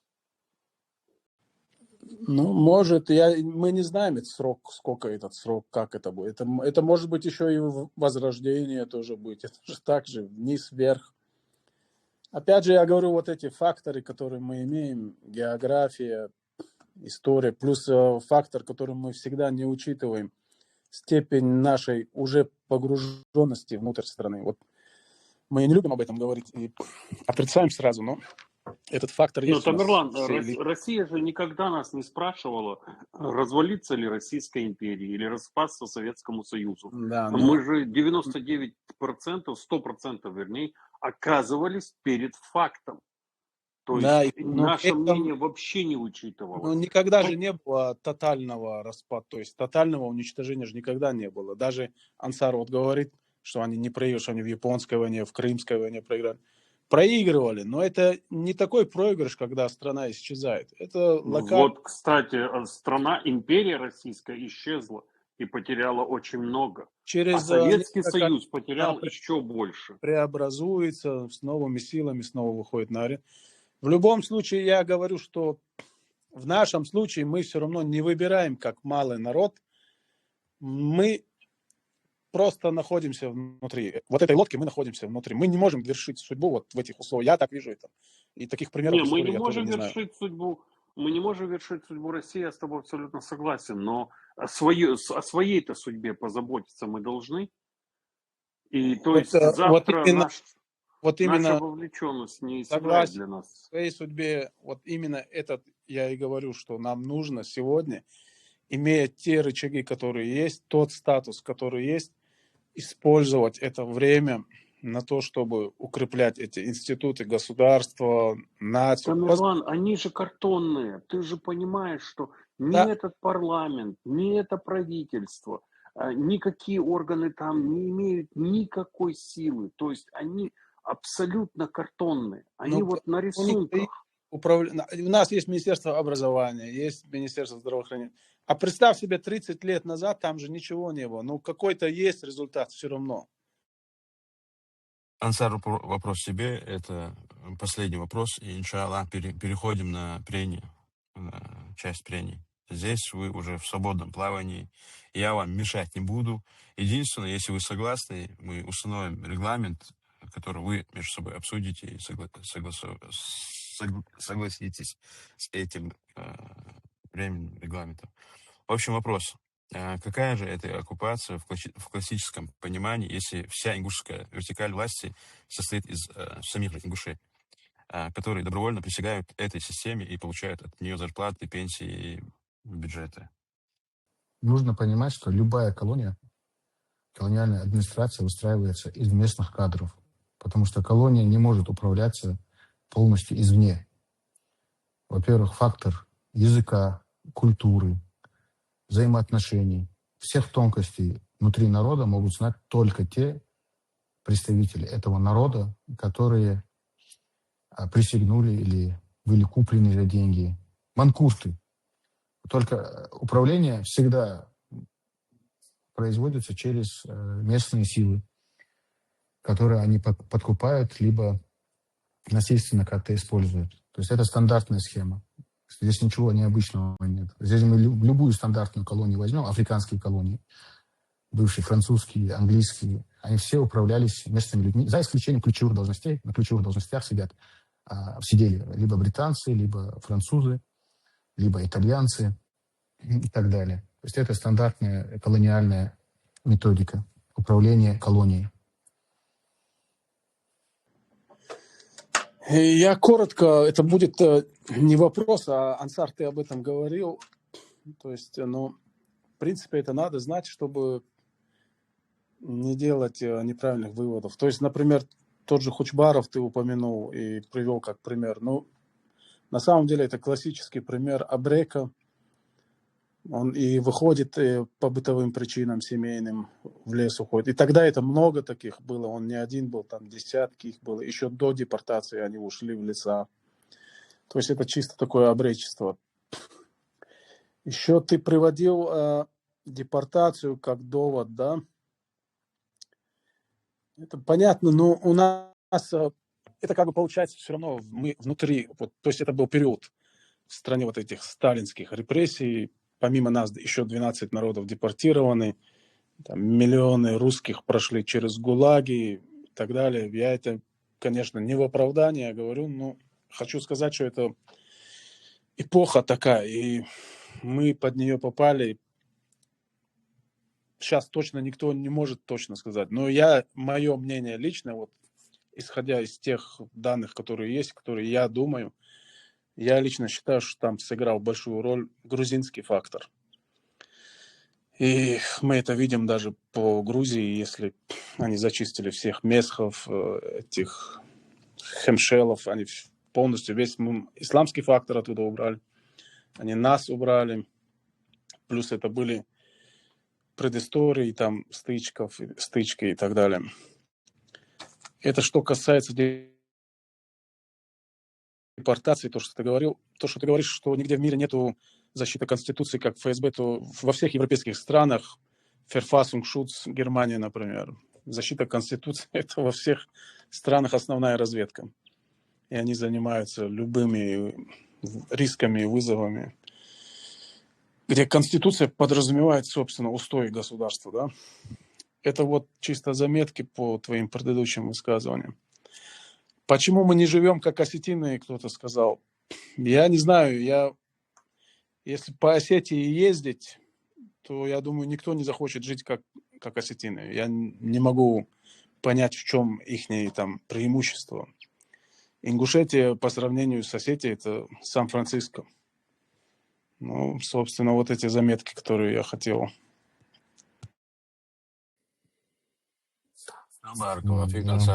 Да. Во-первых, насчет Хучпара, это неправильно. Ахмед Хучбаров попал под раскулачивание. Первый эпизод начался с этого. Хучбарова, когда раскулачивали, даже конкретный случай был, отъем лошади конкретный, на это у него была серьезная стычка с властью. На этой почве этот конфликт перерос уже на бытовой, который ты говоришь, когда он запретил своей замужней сестре выйти в партийную работу, в коммунистическую партию вступить, потому что муж, они в Ангуште жили, чтобы мы понимали, и там большинство ингушей были зажиточными и как-то больше интегрированы советской властью. На этой почве он запретил, была стычка, И в этой стычке со своим зятем он проявил насилие. И оттуда уже пошла дальше цепочка. Поэтому изначально вопрос был в несогласии и раскулачивании. То есть это неприятие советской власти и системы отбора имущества. Поэтому это политизированный вопрос, а не какая-то там абстрактная бытовая ссора. Так, что еще у нас дальше было? По поводу Крыма ты говорил раньше, что Крым – это турецкий. Никогда не был Крым турецким. Никогда не был Крым турецким. Крым был всегда либо независимым, либо был в вассальстве. Вассальство подразумевало это определенная выплата в казну и выдвижение определенного количества солдат.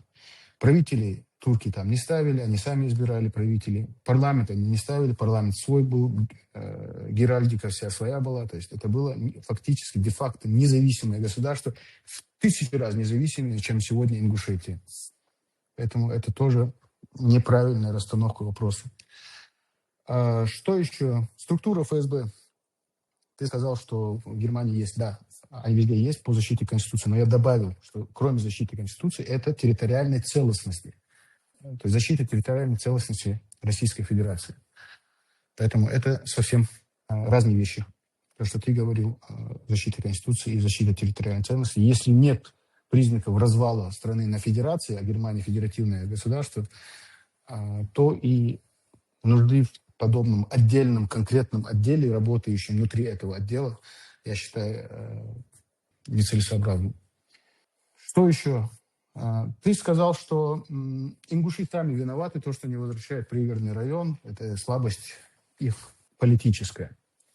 Я думаю, что Идрис Зязиков с тобой не согласился бы, потому что Идриса Зязикова за излишнее рвение в этом вопросе, ты сам, наверное, в курсе, загноили в тюрьме, где он и умер, в принципе.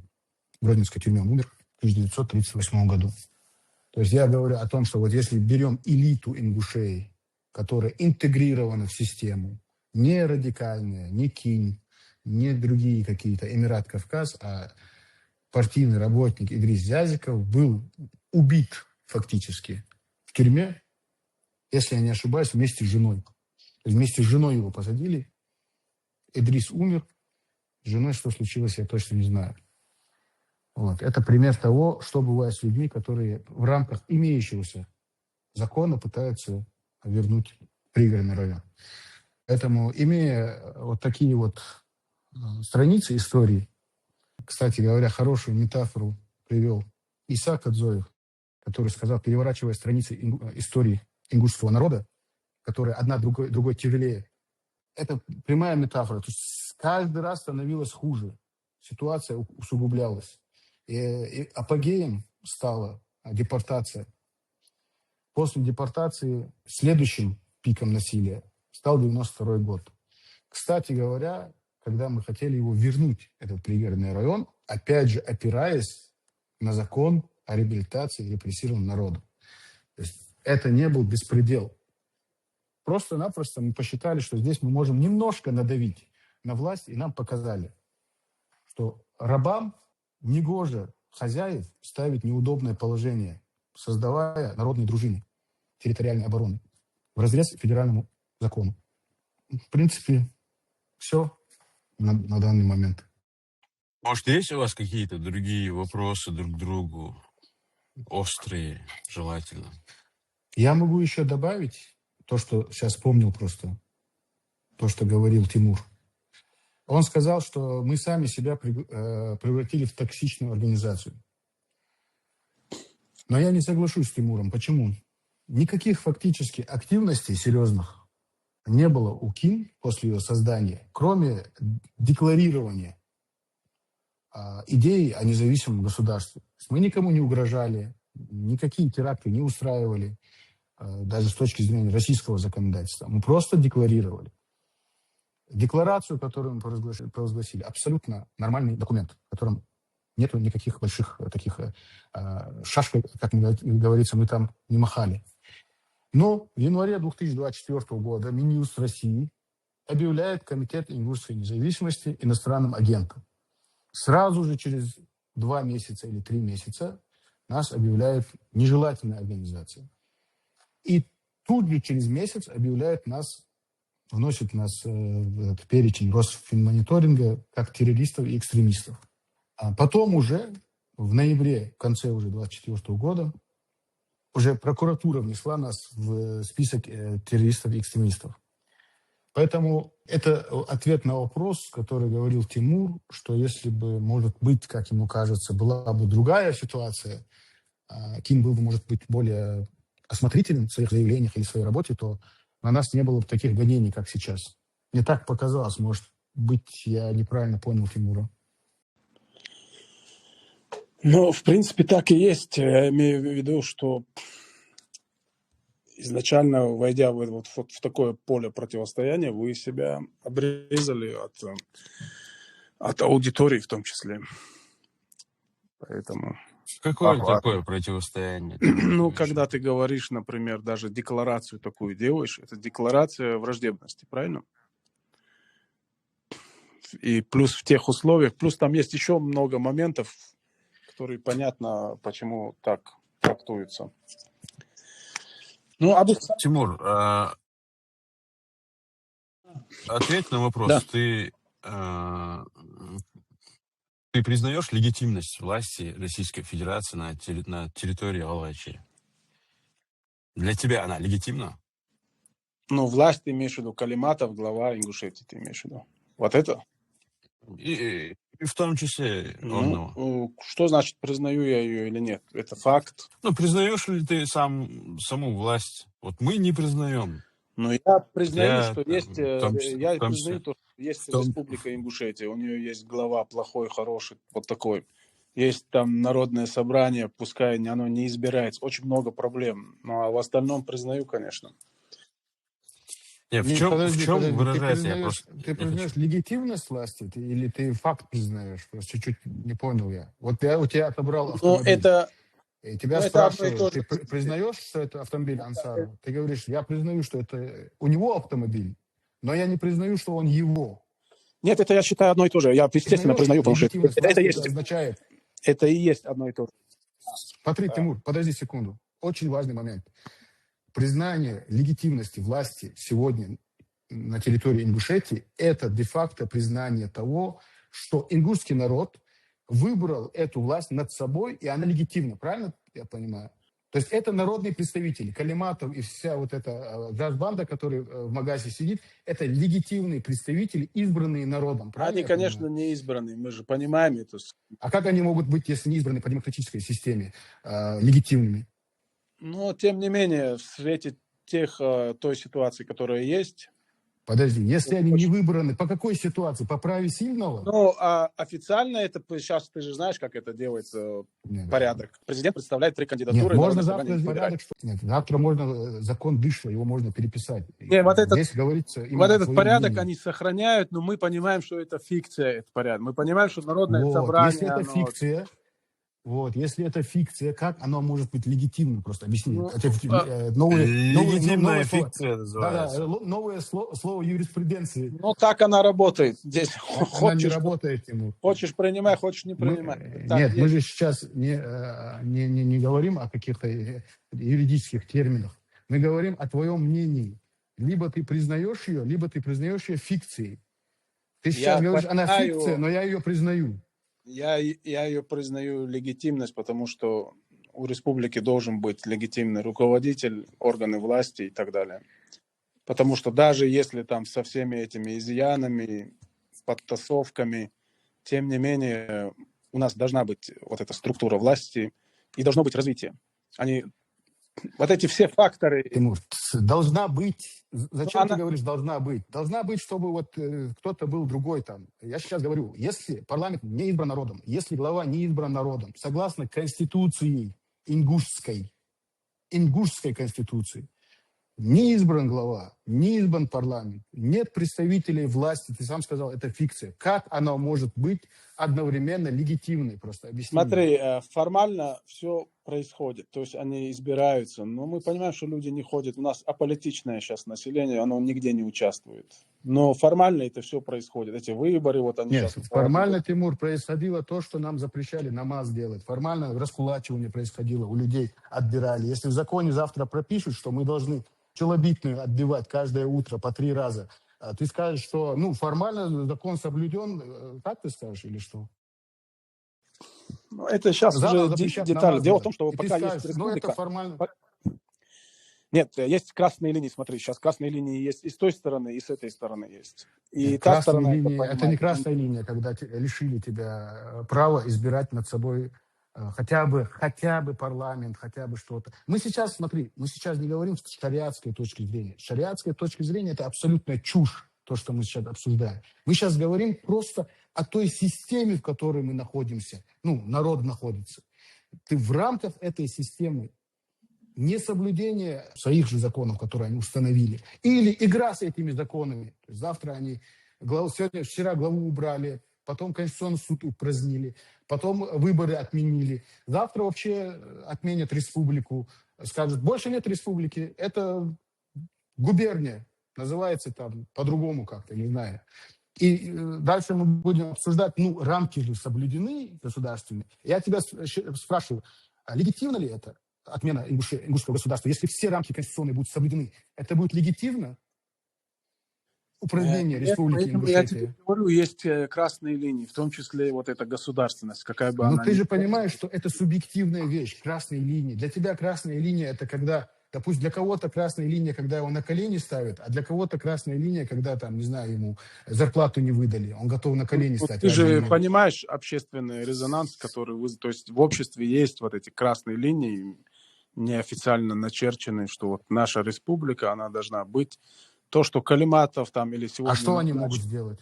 А что они могут сделать? Что они сделали? Это уже когда... другой вопрос. Скорее всего, ничего никто не сделает. Ну, значит, это легитимно получается? Раз никто ничего не может, разве право сильного? Мы разведем руками, поохаем, поахаем и дальше поедем. Да, понятно, что это так будет. Но Тимур скажет, что это легитимно, Как это или всегда, скажет, как это это нелегитимно. было? Вот в чем вопрос. Я говорю, что на данном историческом этапе нам нужно, вот как она есть, республика, ее нужно развивать экономически, образование, Тимур, дети должны Тимур, учиться. Я считаю Тимур, легитимно, да. Сейчас, Тимур, на да. данном историческом этапе, на данном историческом этапе никакой республики Ингушетия не существует, кроме названия. И ты сам это прекрасно понимаешь, потому что есть фикция под названием Республика Ингушетия, где ты не можешь не избирать главу, не можешь никакие законы, ни внутренние, ни внешние, регламентировать без оглядки, без разрешения федерального центра. Не может быть республики, не может, вот ты здесь читал и говорил, Ингушетия, республика, государство в составе Российской Федерации. Как оно может быть государством в составе, если оно не имеет никаких прав и ни одной, кроме там флага, герба, гимна, который по наследству нам остался с 90-х годов. Кроме этих факторов, если больше ничего другого нет, как оно может... Что ты хочешь развивать просто, я не понимаю. Есть символы, есть столица, есть развивать будем. Органы власти. Это очень важно на самом деле. Вот в деле национального строительства. Это очень важно, даже со всеми вот этими изъянами, которые есть, потому что мы проходим вот эту точку невозврата, когда уже, то есть уже у нас не забрать флаг, герб, историю, пускай этих 30 лет разных. Это тоже важные шаги становления. А по поводу развивать то, что ты говоришь, у нас люди учатся, занимают какие-то важные позиции. Это тоже важно, потому что это сказывает. Потом ты должен понимать, сейчас во всем мире все меняется. И у нас люди тоже сильно поменялись. Люди, которые в 90-х годах терпели, они в 2026-м терпеть не хотят. Кто лучше жить стал, он хуже жить больше не хочет. Вот этот материальный фактор, он сейчас очень сильно вышел вперед. И сегодня, если ты поставишь на кон вот это благополучие людей, они все твои идеи сожрут. То есть вот ты знаешь, есть вот эта пирамида Маслоу, да? То есть люди по мере насыщения приходят к возвышенному. То есть сначала они хотят утолить свой голод, потом они хотят безопасность. И только когда они все это удовлетворяют, потом они начинают думать про искусство, про идеи, про идеологии, рассуждать. Но если ты их лишишь вот этих первых базовых основ, то вот эти верхние идеи из пирамиды, они им не интересны будут. И не есть сейчас, если ты сейчас в Ингушетии посмотришь, население в целом, оно аполитично абсолютно, оно может на кухне рассуждать об этом всем. Ну вот с кухни они вышли, все, что их будет беспокоить, это мое субъективное мнение, будет Ну, беспокоить. никогда не было. м, Никогда не было, чтобы большая часть населения была политически осознанной. И ты Согласен, это знаешь. да. Революции устраивает меньшинство. Допустим, пример Чаушеску. Ты знаешь этот пример? Он выиграл выборы. Больше 90% получил. Ну это же коммунистическая система, мы же там тоже понимаем, как Ну, эти... какая разница? Он выиграл в Румынии выборы в Да, на следующий день 1989 его году. расстреляли, я Не понимаю. на следующий день его Ну, почти. расстреляли. Здесь есть причинно-следственная связь. Смотри, 90% людей де-факто нет, но де-юре проголосовали за него. Он абсолютно уверен в том, что все, 99% населения, там, сколько, 20 с чем-то миллионов, сколько там людей, за него. И тут власть, как обычно, после выборов любит затягивать гайки. Там где-то на границе Румынии был венгерский какой-то проповедник, пастор, который ругал власть. К нему приходят полицаи, решают его схватить и выдворить в Венгрию. Выходит 10 человек, румын, ну, паства его, которые приходят туда, в келью или церковь, не знаю. Завязывается небольшая потасовка, к ним присоединяется 100 человек, потом к ним 1000 и так далее. Восстает фактически революция. Через 2 недели после этого Чаушеску арестовывают, революция побеждает, его арестовывают и расстреливают вместе с женой Да, возле но туалета. самый Возле важный, туалета его самый расстреливают. важный Самое интересное. фактор этой истории, какой это был год? 89-й. 89-й. Если бы это произошло бы в 70-м, эти 100 человек, этого попа и прочих, как бы просто бы танками передавили бы, и вопрос на этом закрылся бы, правильно же? Венгерское восстание вспомнили, Ну, чешское. почему это танками? Ну, ты Ну, как рассуждаешь... подавляли те восстания? Так же. Ну, поэтому я говорю, у этого восставших, у этих митингующих никакого шанса не было, если бы Да дело не в Советский этом. Союз, правильно? Я Да говорю, дело была не в этом. эпоха. Я Эпоха говорю, подошла такая. я тебе не об этом говорю. Я говорю о том, что Румыния тогда жила в нормальном достатке. Не было таких сигналов, проблем, революции. Революционного настроения даже в народе не Ну, было конечно, особого. было, Ансар, Берлинская стена падает, перестройка в Союзе, это же, конечно, было. Нет, оно было на кухне, ты же сам сказал, на кухне Не, где-то не, обсуждается. Но когда не было Союз рушился, это уже централизованной. Нет, вся Восточная централизованной. Европа уже бурлила. Нет, не было централизованной какой-то оппозиции. Ну, это тоже момент есть. Ну, Ансар, я думаю, сегодня мы проговорили главную тему. Иншаллах, я думаю, потихоньку закончим, наверное, эфир, или я выйду, уже поздно. А так все моменты вроде бы обговорили. Если у без вас проблем. есть, я бы хотел, чтобы вы поговорили о легитимности власти. Так как если вы считаете, что все обговорили, то Мухаммад можно там руку поднимал. Дайте слово Мухаммаду. Махмуду, да, я В конце включил можно микрофон. завершить тем, что там Мухаммад что-то скажет.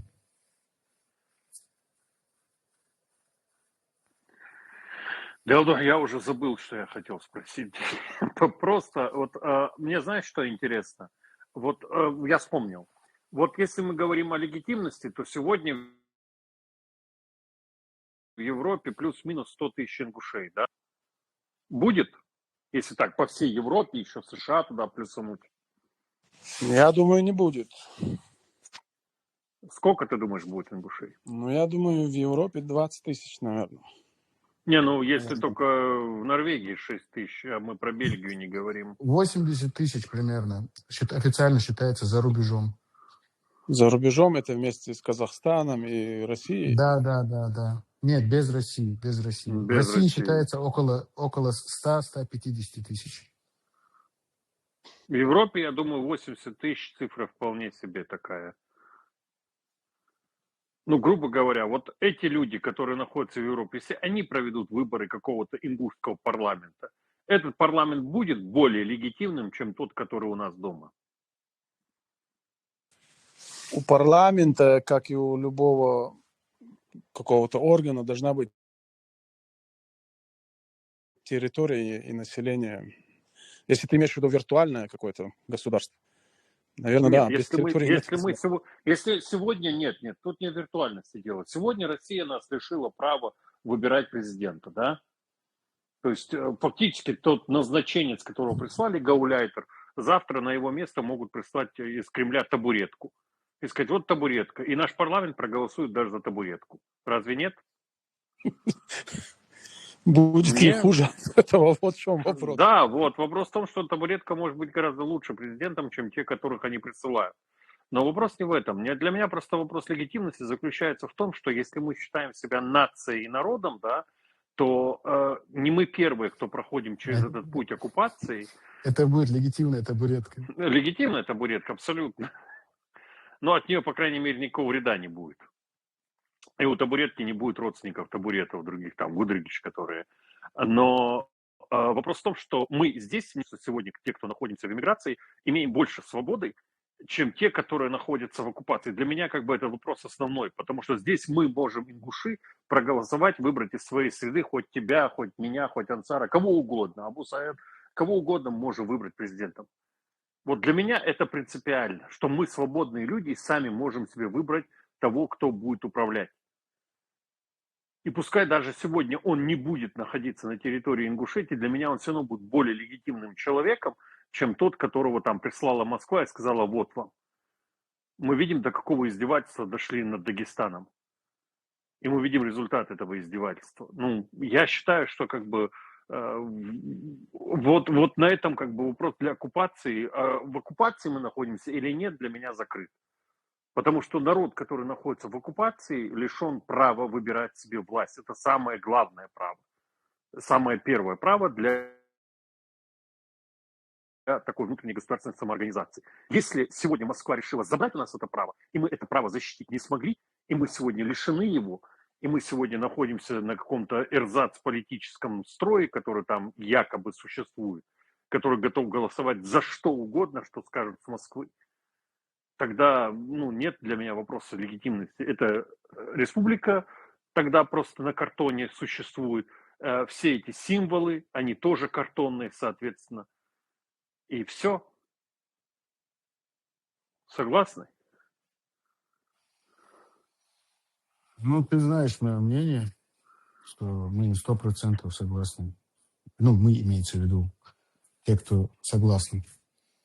Здесь не может быть второго мнения. Я понимаю, о чем говорит Тимур. Он пытается как бы представить то, чего нет. Я тебя как там было? Я тебя слепила из того, что было, а то, что было, то и полюбила. Вот, грубо говоря, то, что говорит нам Тимур.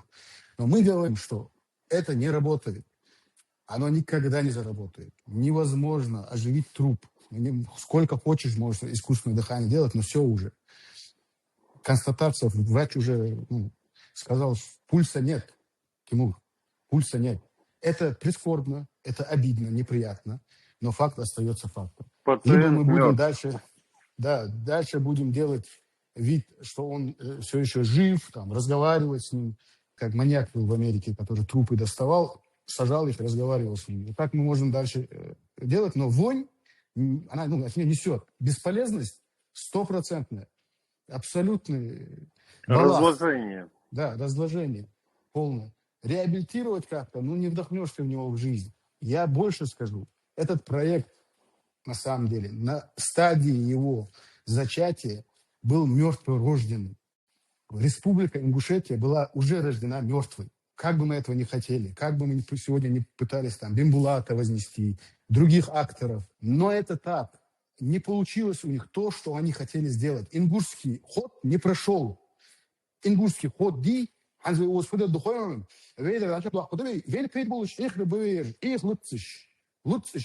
не получилось. Кардахаш, веги, мелдуздул, тадехкат, бакуюатш. Андахат, кар, вейд адендиат. Вот в какой-то момент мужества не хватило сказать, вейн хитр хулучуан гуна, ванах, важда ачкаса, кашби, искать все уже. Я дицет дахчанта. Багдер давалшак за кулисами дуалер ана. Ти адах цансаги. Хаксу. Мейл ти ахугятса. Я мудр Sun хлоп diks киришки Игорь, худой, но что му худим чоя. Игорь холодер футхоя. Здарик хуш, здарик критиш, dat nog kritsel, weeg kritsel. No, ждаться я, ждать такой. Я ему тогда Ансар, включал микрофон. Сейчас включу. Ансар, Мухаммад, ايش поддержка, лесточка, ассаламу алейкум. Алейкум салам, Алейкум Алейкум салам. салам, раматлаху ва баракатуху. Тимур, прежде чем закончить запись и выложить его, скорее всего, наша команда маргиналов разберет тебя на цитаты, и мы будем писать статьи по этому поводу. То, что мы думаем, в частности, скорее всего, и я. Так что и мы тебе даем право разбирать цитаты Ансара на части. Я знаю, что ты нет пишешь. И писать. Потому что в этих диалогах, как мне кажется, истина, она очень сильно проявляется. И даже те люди, которые были на том мнении, что и ты сейчас, буквально мне сейчас пишут, что многое из сказанного Ансара они признают. Альхамдулилля, я всю хвалу воздаю Аллаху, который позволил нам сегодня собраться, провести эти дебаты, диалог между вами. Я надеюсь, что чем дальше, тем больше наш джамат добьется. И пусть Аллах Субхану Тааля делает нашу победу над нашими врагами и над своими врагами близкой для нас и легкой для нас. Пусть Аллах Субхану Тааля не испытает нас участью Азии, участью других печальных мест, коих много. Пусть Аллах Субхану Тааля приблизит нашу победу и нашу деоккупацию на территории Кавказа. На этом, иншалла, я завершаю эти дебаты. Я благодарю вас всех. Баракаллаху фик. Всем, кто пришел, всем, кто участвовал, будь то вопросы, будь то пламя этого дебата. Это, по мне, такой маленький джихад, который должен проходить каждый мусульманин, будь он в Европе, будь он в Ингушетии, он должен понимать, под чьей узурпацией и под чьим оккупацией он находится.